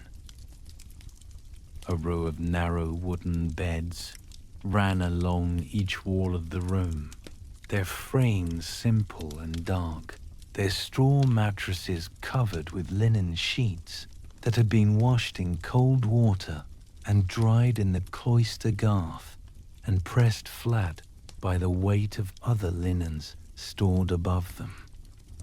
The linen was not white in the modern sense. It was the off-white of undyed cloth, washed many times, its surface slightly rough to the touch, its smell, the clean, faintly mineral smell of cloth that has been thoroughly wetted and thoroughly dried. A wool blanket covered each bed, dark, heavy, the wool thick enough to hold warmth without the body beneath it having to work to generate it. The beds were narrow enough that a person lying in one could not easily turn without deliberation. A narrowness that stirred was not a deprivation, but a kind of containment, the sides of the wooden frame providing a gentle boundary that defined the body's space within the larger space of the room. The central aisle between the two rows of beds was paved with worn stone flags, their surfaces smoothed by generations of feet moving between the beds, their edges slightly rounded where the stone had been worn away by the passage of the infirmary and sandals through the decades of his service. The flags were cold underfoot, as all stone was cold, but their smoothness gave them a quality different from the rough-hewn floors of the castle's lower rooms, a quality of having been used with care, of having been the surface of a space that was attended to, that was maintained with the particular attentiveness of a community that understood the infirmary as a sacred obligation rather than a practical necessity. The rule of Saint Benedict, which governed the life of Benedictine monasteries, was explicit on this point. Care of the sick was to be placed above and before every other duty. The infirmary was not a peripheral space in the monastery's life. It was central to the community's understanding of its purpose, the physical expression of the obligation to serve Christ in the bodies of those who suffered. This theological grounding gave the infirmary a quality that distinguished it from every other space the documentary has entered. It was a room that had been built and maintained and staffed with the explicit intention of providing care, and that intention was present in its every detail, from the smoothness of the stone flags to the whiteness of the walls, to the herbs hanging in bundles from the rafters above. The smell of the infirmary was the first thing that registered upon entering it, a layered, complex smell that was unlike anything else in the medieval built environment. At its uppermost register, lavender, its dried flowers releasing their oil slowly into the room's air, their fragrance clean and slightly sweet, associated in the medieval pharmacopoeia with the calming of agitation and the promotion of sleep. Beneath that, rosemary, sharper and more resinous, its smell carrying the quality of alertness and clarity that medieval herbalists associated with the strengthening of the mind and the memory. And beneath the rosemary, wormwood, bitter and medicinal, it smelled the smell of serious purpose, of a plant used not for fragrance, but for function, not for fragrance, for its properties against fever and infection, and the various conditions that the medieval body was heir to. These three smells together, lavender, rosemary, wormwood, were the olfactory signature of the infirmary, the smell that a person carried with them when they left the room and that identified the space before it was seen. Beneath the herbs, the fainter, more domestic smells of the room's daily life. Tallow from the candles set in iron holders at intervals along the walls, their smell slightly animal, slightly waxy, the smell of rendered fat burning slowly in the room's still air. Linen, washed and dried, and slightly damp again from the breath of the room's occupants.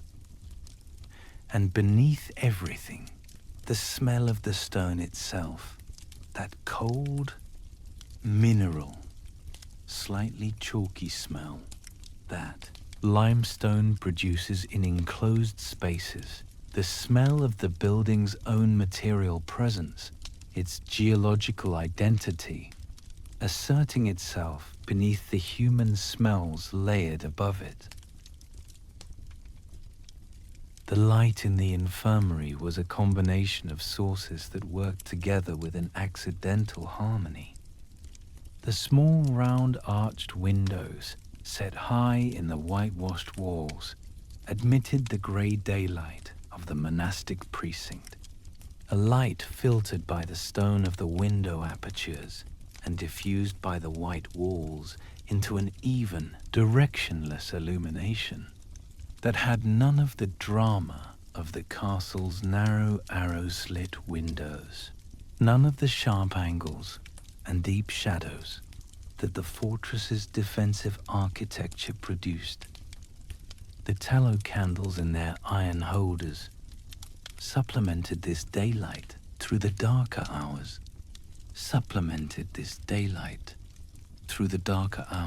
their warm orange light mixing with the grey daylight in the middle hours of the day to produce an illumination that was neither fully warm nor fully cold, but something between, a light that was, in its quality, unusually gentle for the medieval interior. At the far end of the room, a stone altar occupied the wall, beneath the easternmost window. On the altar stood a painted wooden panel, a Madonna and Child in the Byzantine manner, its gold leaf dimmed with age to a warm, slightly tarnished glow. The paint cracked at the edges where the wood beneath had expanded and contracted through many winters. The figures were formal in the Byzantine tradition, frontal hieratic, their proportions elongated in the manner that expressed spiritual rather than physical reality, but the paint that rendered them had softened with age, its original brightness mellowed by decades of candlelight and incense into something that was, paradoxically, more intimate than it had been when new. Before the altar, a single votive candle burned in a red glass holder, its light steady and small, a point of warm color in the room's pale illumination, its flame protected from the room's slight air currents by the glass that surrounded it, burning with a steadiness that the exposed candles along the walls could not achieve. The objects on the low shelf beside each bed told the story of the infirmary's practice with the specificity of a medical record. Small ceramic pots of herbal preparations, their surfaces unglazed, their lids sealed with cloth tied with linen thread, containing the infirmarian's preparations, poultices of plantain and comfrey for wounds, preparations of valerian and hops for sleeplessness, decoctions of willow bark for fever and pain, a wooden cup of water refilled at regular intervals through the day, a folded cloth used as a compress, its linen slightly damp, its surface carrying the faint smell of the herbal preparation it had been soaked in. These objects were not decorative. They were functional, the tools of a practice that was within the limits of medieval medical knowledge, genuinely attentive to the needs of the body in distress. The monastery infirmarian moved between the beds with the particular quality of motion that the documentary has associated with his character. Compact, slightly stooped, his dark wool habit moving around his feet with the soft sound of cloth on stone, his sandals making the quiet, rhythmic sound of leather on the worn flags of the central aisle. His hands older, ink-stained at the fingertips from the manuscripts he copied in the scriptorium during the hours when the infirmary's demands allowed it. Gentle in their movements, placed the cup of water on the shelf beside the bed, adjusted the compress on the forehead of the figure beneath the blanket. Batik besteuernd, the forehead of the figure beneath. Checked the ceramic pot of preparation to assess whether it needed replenishing. These were not dramatic gestures. They were the gestures of a practice, repeated, attentive, unhurried, performed with the particular quality of care that comes from decades of doing the same things in the same way, and understanding through that repetition why they matter. The infirmarian had seen men return from campaign before. The monastery's infirmary had received soldiers and knights in the aftermath of the various military actions that had moved through the region over the decades of his service. Men with wounds that needed dressing, with fevers that needed managing, with the physical depletion of months of campaign that needed the slow remedy of rest and food and warmth. He had learned through this experience to observe the particular quality of the returning soldier's distress, to distinguish between the physical injuries that his preparations could address and the other thing, the thing that had no name in his world, that expressed itself in the quality of a man's sleeplessness, in the way he flinched at the sound of the chapter bell, in the long silences that stretched between questions and answers, in the inability to eat despite the infirmary's careful provision of food. He did not have the language of psychology. He had the language of the soul, the language of his tradition, which understood the interior suffering of the returning soldier as a spiritual condition, as the consequence of exposure to violence and death, and the particular moral weight of having killed in the name of faith. The confessional tradition of his order meant that he had heard things that could not be unheard, had sat with men in the infirmary's candlelight, and received with men in the infirmary's candlelight, and received in the quiet hours between the canonical offices accounts of what the battlefield had been and what it had required of the men who survived it.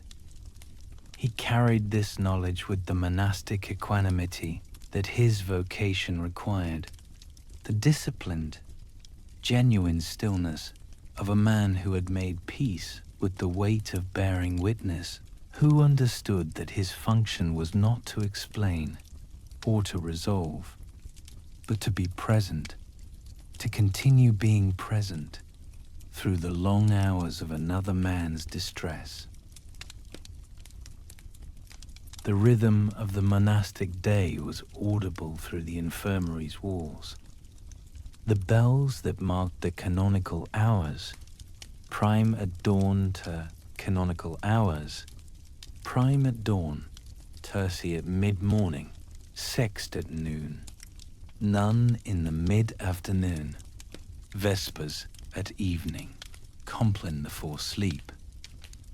Vigils in the dark hours before dawn rang at their appointed times from the monastery's bell tower, their sound entering the infirmary as a muffled, resonant presence that organized the day's passage without intruding upon the room's quiet.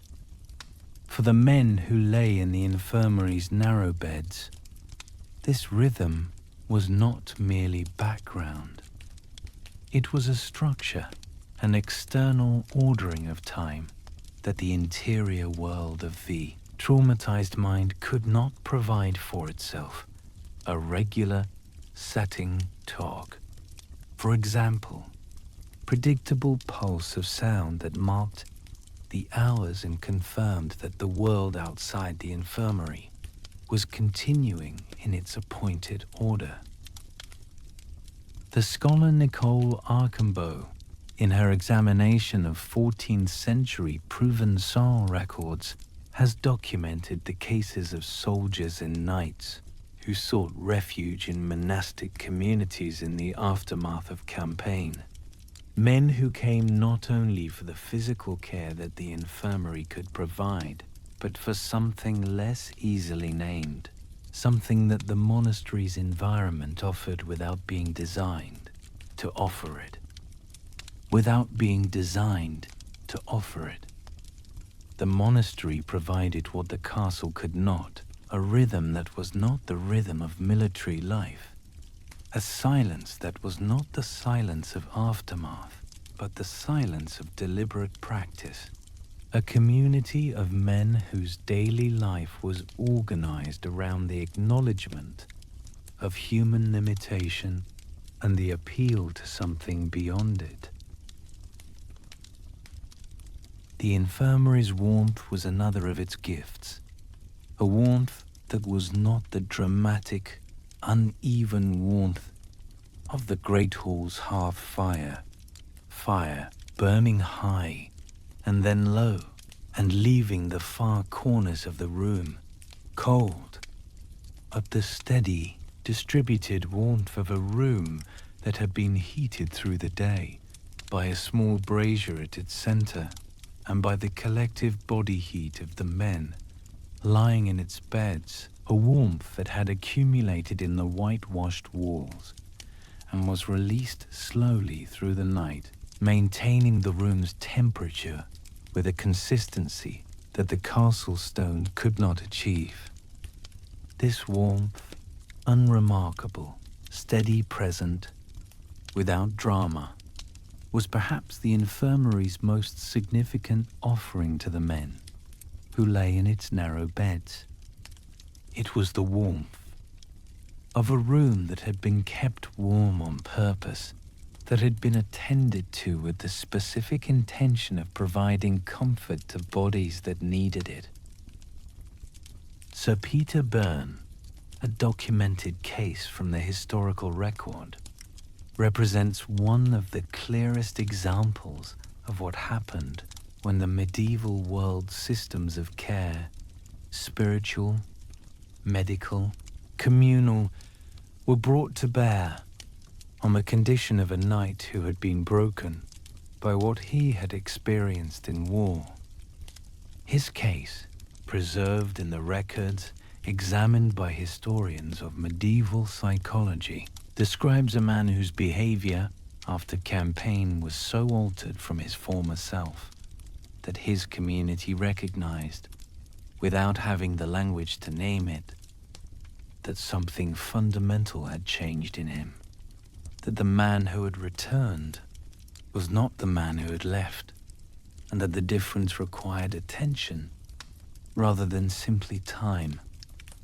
The monastery was where that attention was provided, imperfectly, incompletely, within the limits of a world that understood his condition as spiritual rather than psychological, within the psychological, but with a genuine care that the historical record preserves.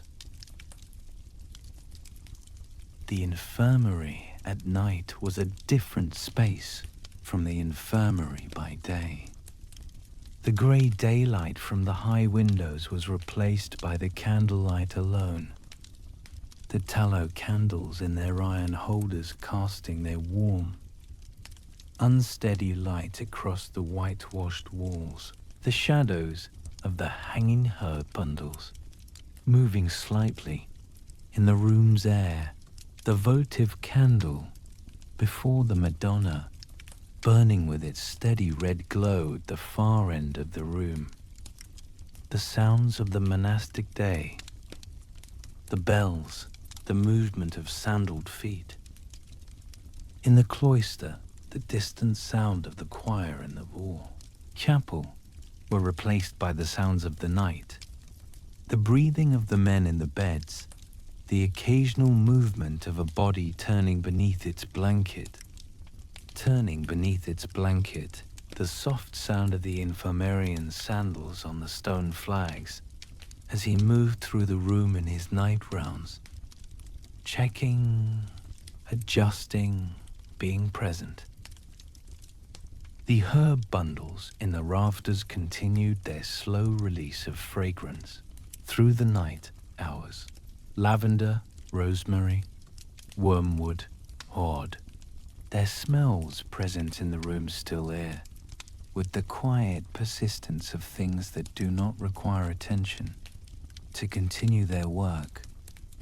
The smell of lavender, in particular, was associated in the medieval herbal tradition with the promotion of sleep, with the calming of the agitated mind, the quieting of the restless body, the creation of conditions in which the surrender that sleep required might become possible. Whether this association was pharmacologically accurate in the modern sense is less significant than the fact that it was believed, and that the belief shaped the environment of the infirmary with an intention that was, in its own terms, genuinely therapeutic. The knight who had walked the grey road home, who had sat beside the cold ash of the camp's fire pit, who had moved through the emptied great hall and lain awake through the midnight hours of the solar chamber. This figure, arriving at the monastery infirmary, arrived at a space that was unlike any he had occupied since the campaign began. It was a space that had been built and maintained and staffed with the explicit purpose of receiving suffering bodies and attending to them. It was a space that smelled of healing rather than of cold stone and extinguished torches. It was a space where the whitewashed walls reflected light rather than absorbing it, where the narrow bed offered containment rather than exposure, where the rhythm of the monastic bells organized time into a structure that the exhausted mind could rest within rather than having to generate for itself. It was not a cure. The medieval infirmary did not have the tools to address what modern understanding would recognize as the moral injury and psychological trauma that the returning knight carried. Its herbal preparations could address fever and wound infection and the physical depletion of the body. Its warmth and its quiet could provide the conditions in which the body might begin, slowly, to release some of the sustained tension that months of campaign had built into it. Its rhythm could offer the external structure that the interior world had lost, and the infirmarian's presence, his unhurried, attentive, non-demanding presence, moving between the beds in the candlelight, placing the cup of water on the shelf, adjusting the compress, checking the preparation, could offer something that no preparation could provide: the simple, radical fact of being attended to by another human being who was not asking anything in return. The votive candle before the Madonna burned with its steady red glow at the far end of the room. The herb bundles moved slightly in the air above the beds. The whitewashed walls held the candlelight in their pale surface and returned it to the room as a gentle, even illumination that reached into the corners without drama. The infirmarian sandals made their quiet sound on the worn stone flags of the central aisle. And in the narrow bed, beneath the heavy wool blanket, in the warmth that the room had accumulated through the day and was releasing slowly through the night, the figure of the returning night lay in a stillness that was not yet sleep, but was perhaps the first approach toward it, the body beginning, incrementally, to believe that the room around it was what it appeared to be, a space that held, that warmed, that smelled of lavender and rosemary and the cold mineral presence of old stone, that asked nothing except that the body within it remain and breathe and allow the night to pass. The monastery infirmary was not designed for warriors.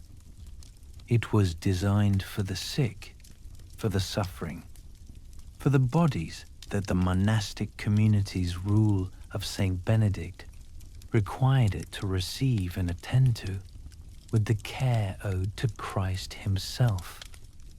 But in receiving the returning night, in offering him its whitewashed walls and its smell of herbs and its steady warmth and its unhurried, non-demanding human presence, it offered something that the castle's great hall and solar chamber could not, the implicit permission, extended by the room's every quality, to stop performing, extended by the room's every quality, to stop performing, to set down the weight of the chivalric surface, to be for the hours of the night, simply a body in a bed, in a warm room that smelled of lavender, attended by a man who had seen this before and knew that presence was the only medicine that mattered.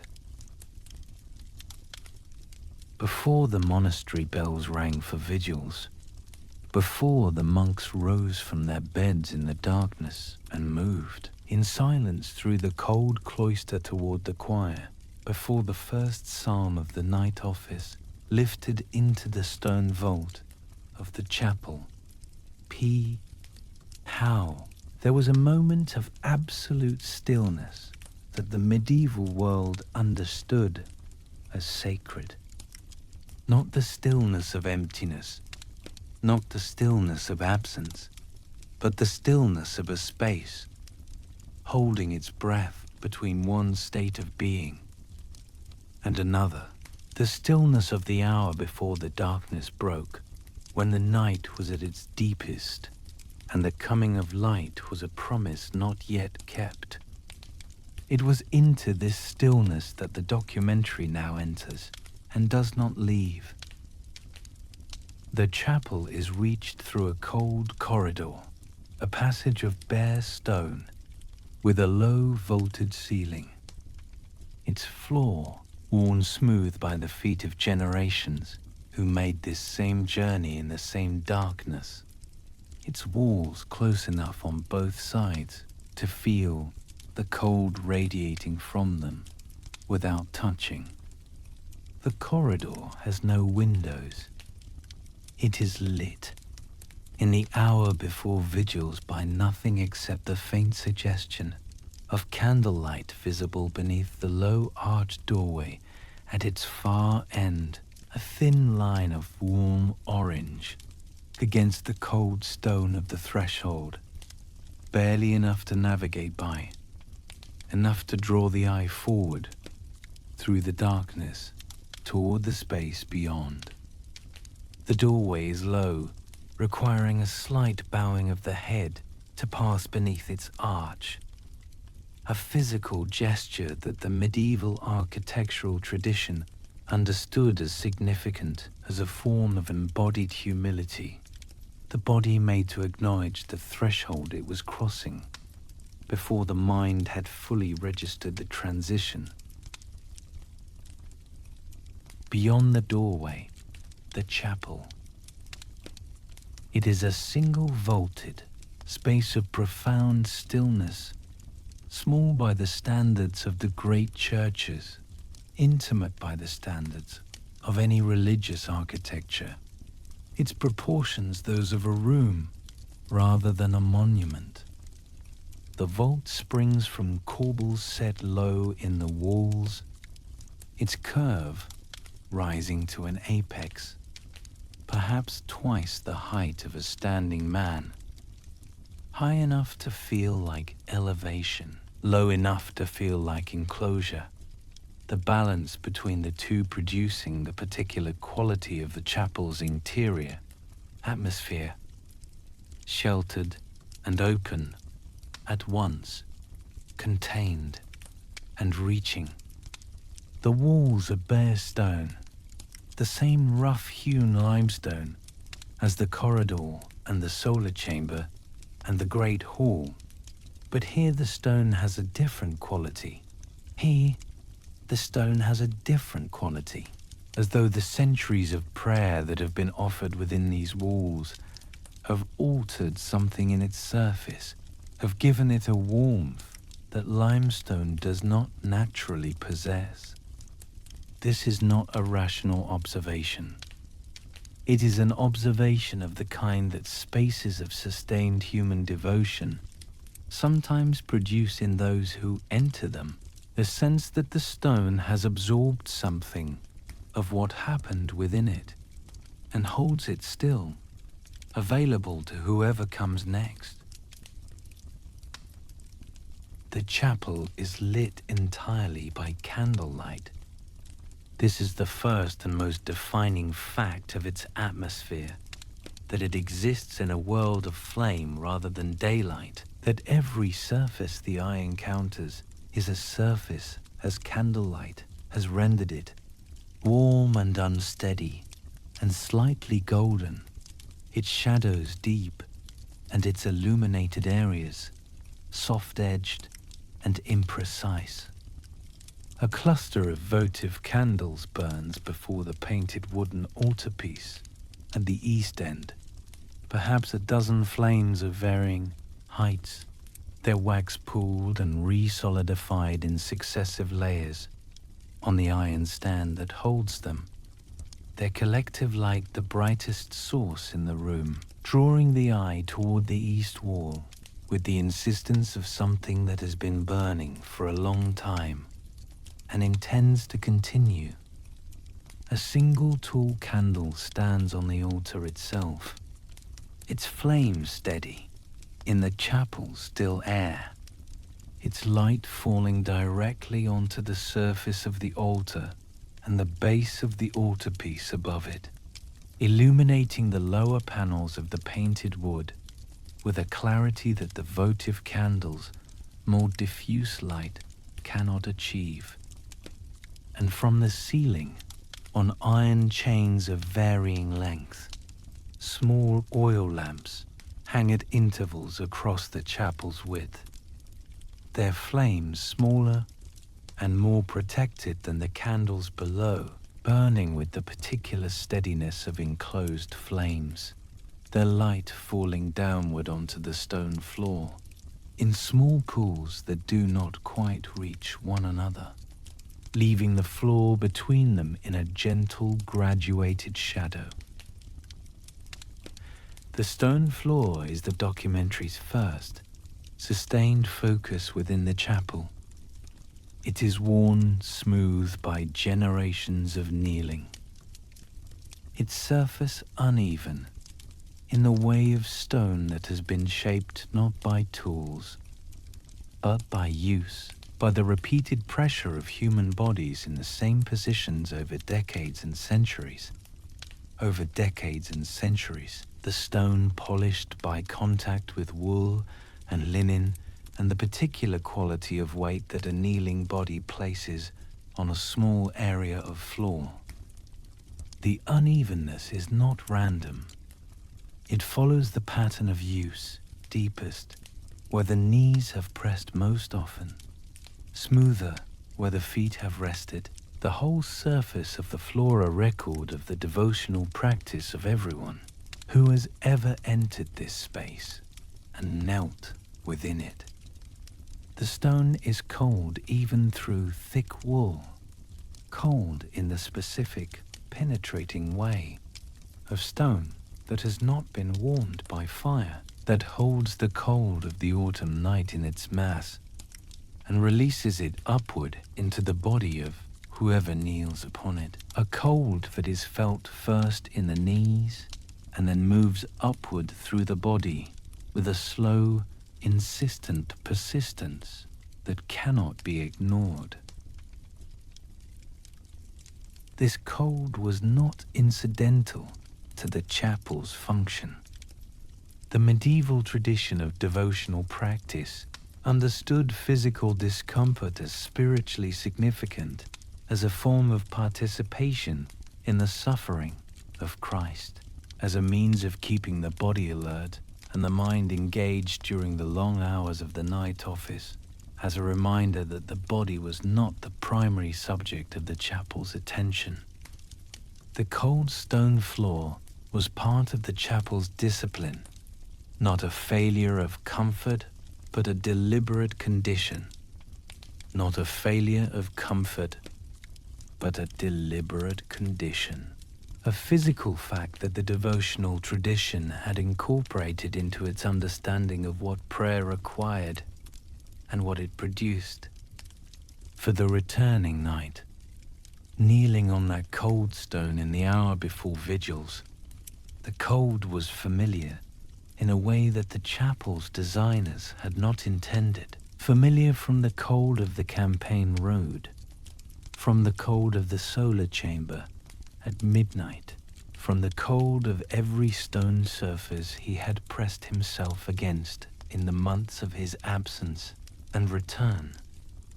But here the cold had a different quality. Here it was, the cold of a floor that had been knelt upon by people seeking something, and the seeking had worn the stone smooth. The altarpiece at the east end of the chapel is the documentary's central visual subject, the object around which the chapel's entire atmosphere organizes itself, toward which the candlelight reaches, and the eye is drawn, and the body entering the space instinctively orients. It is a triptych, 3 painted panels in the Flemish tradition. Their colors the deep saturated colors of pigments, ground fine and suspended in oil, their surfaces still luminous beneath the centuries of candlelight that have passed over them. The central panel depicts the crucifixion, Christ on the cross, against a midnight blue sky, his body rendered with the Flemish tradition's unflinching attention to physical reality, the wounds precise and present, the posture of exhaustion and surrender exact. The left panel shows the agony in the garden, Christ kneeling on dark earth, his disciples asleep behind him, his face turned upward toward an angel whose wings catch the light of a gold halo in the painting's upper left corner. The right panel depicts the resurrection, the empty tomb, the folded grave cloths, the figure of Christ standing in the pale light of early morning, his wounds still visible, but his posture transformed from the collapse of the central panel into something that is not quite triumph, but is unmistakably alive. The 3 panels together told a story that the medieval theological tradition had organized with great care. A story of suffering entered, endured, and transformed. Not eliminated. Not explained. Not resolved in the sense of being made to make sense, but moved through, passed through with a completeness that the left panel's agony and the central panel's death made available to the right panel's mourning. The altarpiece did not promise that suffering would not happen. It promised that suffering had happened to the figure at its center, to the figure at its center, and that what came after was not the absence of the suffering, but its transformation into something that the painter had rendered in the pale. Cool light of the resurrection panel as a kind of dawn, the same quality of light that would begin in the hour after vigils to enter the chapel through the small window set high in the east wall above the altarpiece. The crimson of Christ's robe in the left panel, the agony in the garden, was the color that the candlelight reached most readily, the pigment that responded most warmly to the votive candle's collective glow. In the chapel's candlelight, that crimson seemed to pulse slightly, to deepen and lighten with the movement of the flames, to be more alive than the other colors around it. More present, but more alive than the other colors around it. More insistent. The gold of the halos caught the light differently, not pulsing, but gleaming, a steady, warm reflection that held the candlelight and returned it to the room as something slightly more than it had been when it arrived.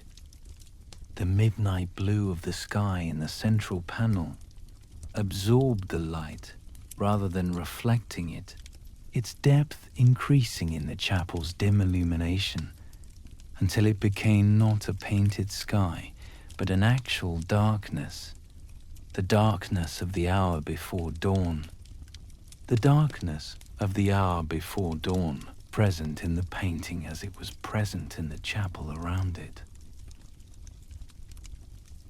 The walls of the chapel were bare, except for a painted frieze near the ceiling, barely visible in the candlelight, its figures emerging from the dimness only when the eye had adjusted fully to the chapel's illumination and learned to look for what the light was not quite reaching.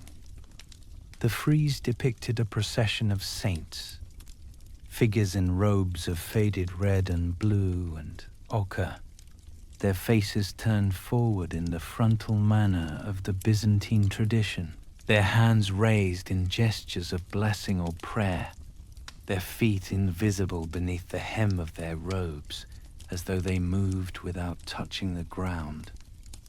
They processed around the chapel's perimeter in a continuous line that had no beginning and no end, a procession that had been moving. In the painter's conception, that had been moving in the painter's conception since before the chapel was built and would continue moving after it was gone. The saints circling the space of prayer with the patient, unhurried movement of beings for whom time was not a constraint. The procession of saints near the ceiling and the altarpiece at the east end together created the chapel's visual environment, a space enclosed by sacred imagery, surrounded by the painted presence of those who had suffered and persisted, oriented toward the narrative of suffering, entered and transformed. For the figure who entered this space in the hour before vigils, who had walked through the cold corridor and bowed beneath the low arch of the doorway and felt the cold of the stone floor through his wool. As he knelt, this environment was not abstract. It was the most direct address that his world could make to the interior condition he carried. It spoke in the language he had been given, the language of faith, of image, of the body in postures of devotion. And what it said in that language was that the experience of extremity was known, was named, was held within a narrative that had been told before and would be told again. The canonical hour of vigils, the night office, the hour of watching, was the oldest and in some ways the most demanding of the monastic days' 7 prayer times. It was observed in the darkest hours, typically between midnight and dawn, when the body's natural rhythms most strongly urged sleep, and the discipline of rising to pray required the most deliberate act of will. The rule of Saint Benedict prescribed the vigil's office in detail, the number of psalms to be sung, the readings to be offered, the order of the prayers, and the monastic community's faithful observance of this prescription through the centuries had given the hour a quality that the chapel's physical environment both expressed and intensified. Vigils was the hour of watching in the dark, the hour of the agony in the garden, when Christ had asked his disciples to remain awake, and they had slept, and he had watched alone. It was the hour that the monastic tradition had claimed as the hour of prayer, precisely because it was the hour when prayer was hardest, when the body most strongly resisted the discipline of wakefulness, when the darkness was deepest and the coming of light most uncertain. For the returning knight who could not sleep, who had lain awake through the midnight hours of the solar chamber, whose body had refused the surrender that sleep required, the hour of vigils was not a discipline imposed against the body's desire for rest. It was an accommodation of the wakefulness he could not escape. The chapel in the hour before dawn received his sleeplessness, not as a failure, but as a form of watching, as participation, however involuntary, in the night office's ancient practice of remaining awake in the darkness and waiting for the light. The chapel did not ask him to explain his wakefulness. It simply provided a space in which wakefulness had a form, a posture, a direction, the east wall, the altarpiece, the votive candles burning before the painted panels of suffering and transformation. The historian Jonathan Riley Smith, in his extensive work on the Crusades and their psychological dimensions, noted that the returning Crusaders' experience of spiritual crisis was not peripheral to the medieval church's understanding of warfare, but central to it, that the penitential system of the medieval church was designed, in part, to address precisely the moral weight that combat placed on the souls of those who performed it. The chapel was the physical space of that penitential system, the room where the weight could be brought and set down, where the language of confession and absolution could be spoken, where the body could take the posture of contrition and the mind could address, in the only framework available to it, the interior damage that the campaign had produced. The system was imperfect. It addressed the theological dimension of moral injury without fully addressing the experiential dimension. But it provided something, a form, a language, a space, a practice, and in the hour before vigils, with the votive candles burning before the altarpiece, and the cold of the stone floor present through the wool, that something was not nothing. The silence of the chapel in the hour before vigils was a different silence from any the documentary has encountered in the spaces that preceded it. It was not the silence of the emptied great hall, the charged, residual silence of a space that had recently held noise and now held its absence. It was not the silence of the solar chamber at midnight, the tense, watchful silence of a space in which the body was straining to hear what the darkness might contain. It was not even the silence of the monastery infirmary, the quiet, functional silence of a space organized around the needs of suffering bodies, broken at intervals by the infirmarians' sandals on the stone flags.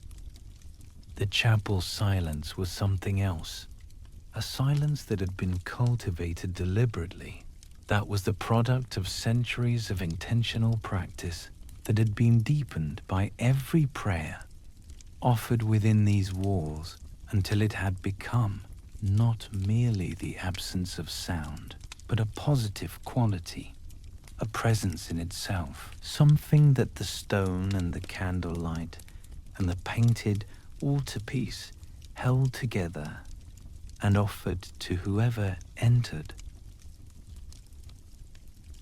This silence asked nothing.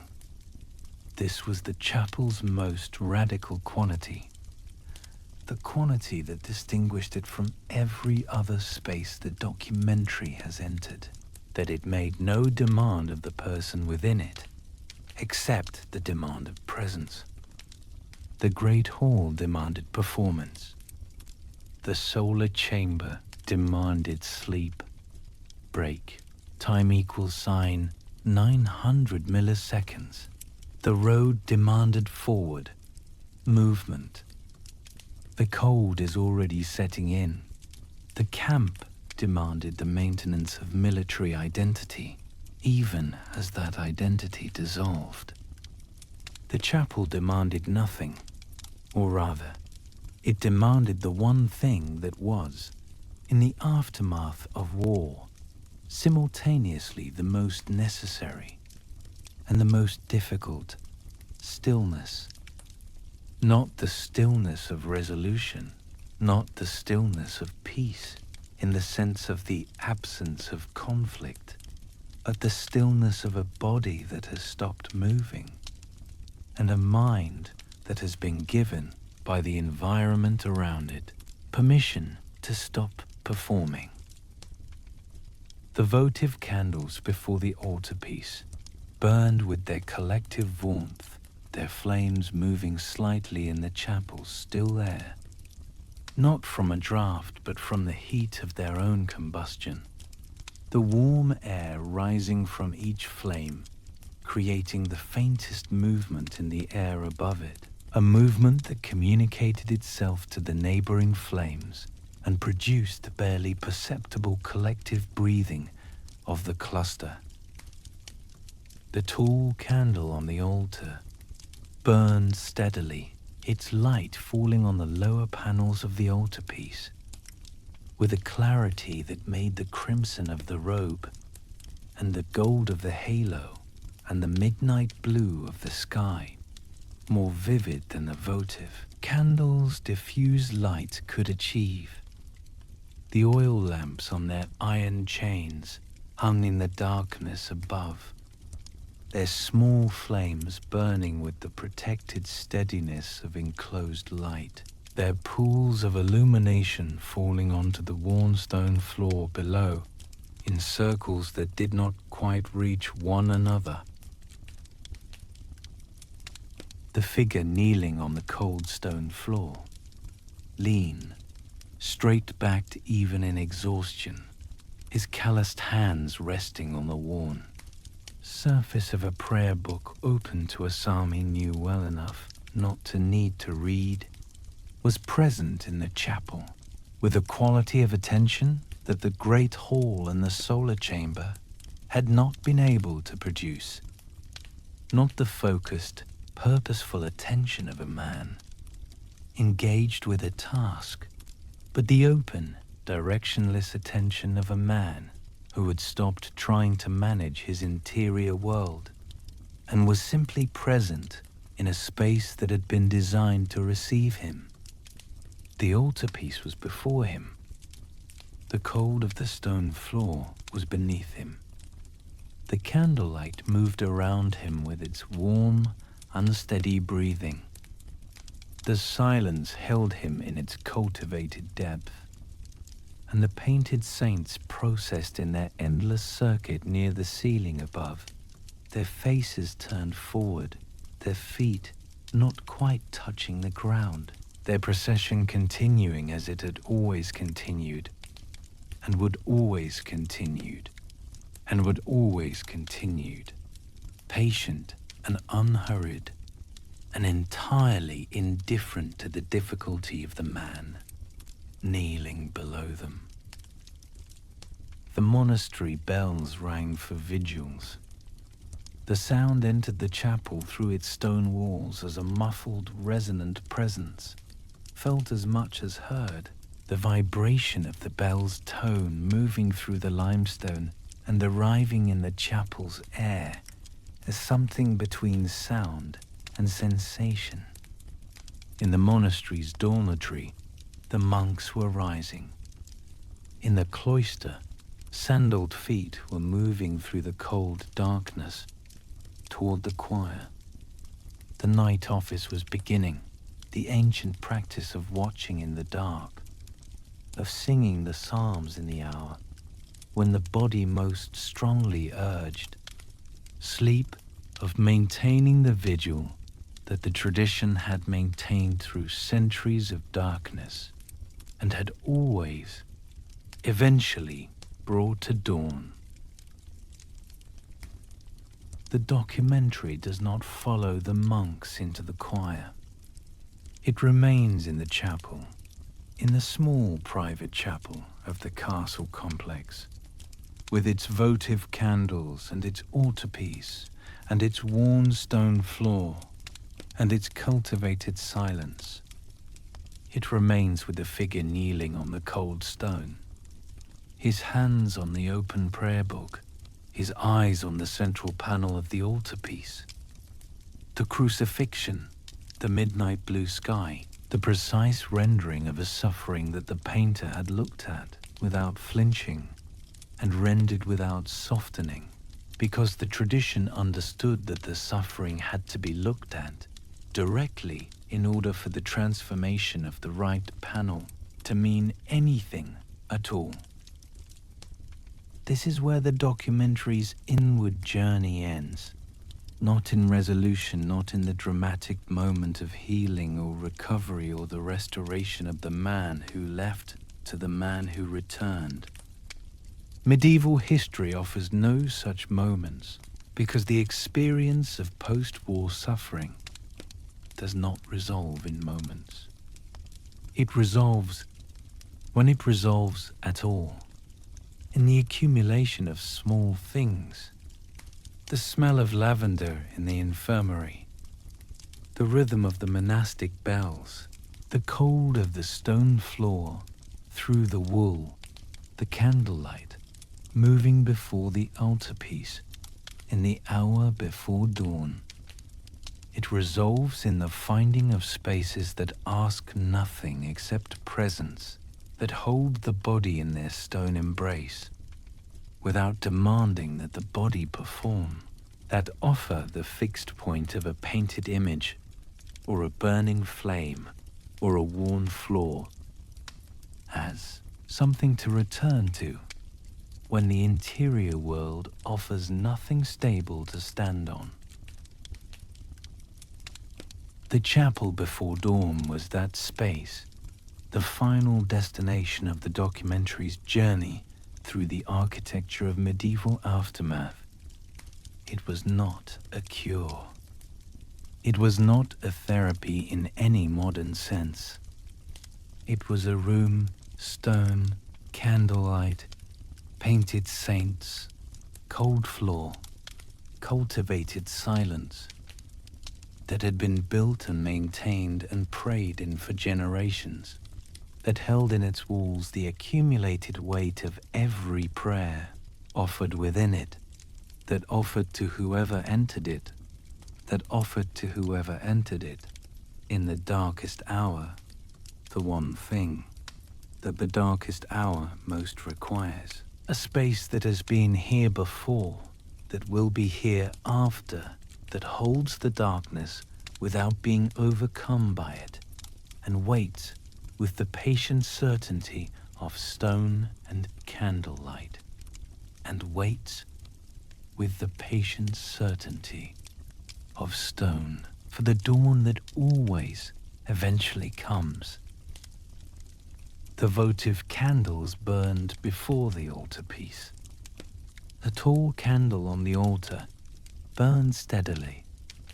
The oil lamps hung on their iron chains in the darkness above, their small flames protected and persistent. The stone floor held its cold, and the cold of the stone floor held the body kneeling upon it. The painted saints processed near the ceiling in their endless circuit. The altarpiece held its 3 panels: agony, death, mourning, in the candlelight's warm and unsteady embrace.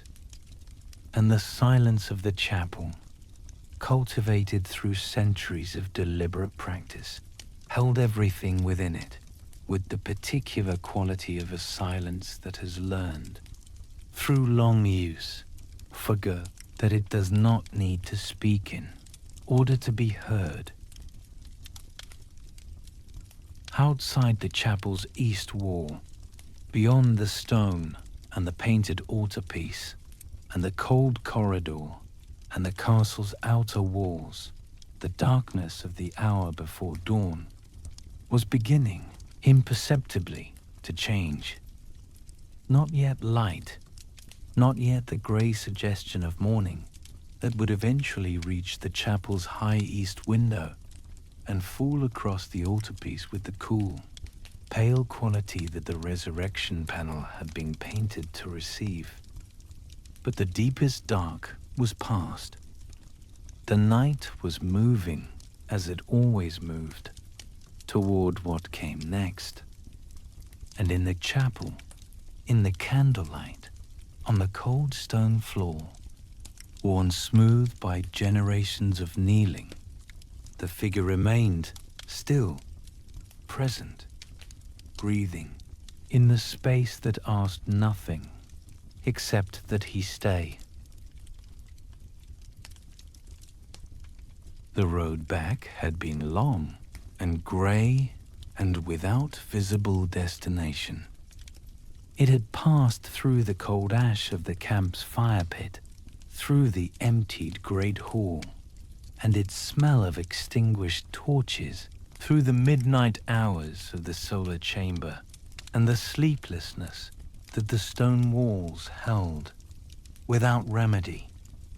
It had passed through the whitewashed infirmary, and the smell of lavender, and the infirmarian's unhurried presence, through the cold corridor and the low arch of the chapel doorway. And it had arrived here, at the stone floor, and the candlelight, and the painted altarpiece, and the silence that held everything within it, without asking anything in return. Not at the end of suffering, not at the resolution of what the campaign had done, but at a place hall of stillness, fragile, temporary, historically temporary, historically authentic, where the suffering could be present without being performed, where the darkness could be sat with rather than fled from, where the dawn, when it came, would find the body still here, still breathing, still capable of receiving what the light, arriving through the east window above the altarpiece, would offer to the worn stone floor, and the painted panels, and the face of the man who had waited through the night to see it.